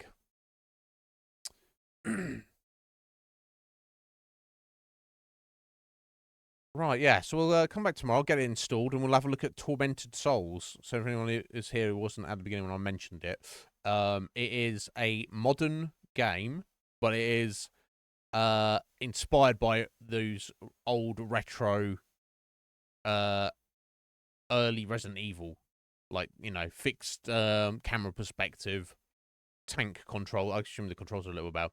And then I think I'd heard about it before, but it was actually Seven who mentioned it and mentioned I would probably like it, and actually found it cheap somewhere when she mentioned it. She's a big fan of it, and she this is the game that she has like one of the speedrun world records for like a particular kind of playthrough on a particular version or whatever. So yeah, for people who are interested in that kind of game, I hear it's very highly rated. So we'll come back tomorrow and we'll have a look at that and see what that is like. Tormented Souls. I mean, it doesn't sound nice, does it? But, well, I mean, it's horror, so it's it's not going to be nice. Yeah, right. Okay, interesting, Red Mage. We'll see. I love keeping the ear to the ground about that. Oh, excuse me. But anyway, guys. Sorry for the short one today, but it makes sense based on where we're at and the time. I'll return tomorrow, start Tormented Souls. Thank you very much to James, Squidge, and Wolf for the resubs. Thank you, guys. I don't deserve you. Everyone have a good evening, rest of your day, and I'll see you tomorrow. Take care.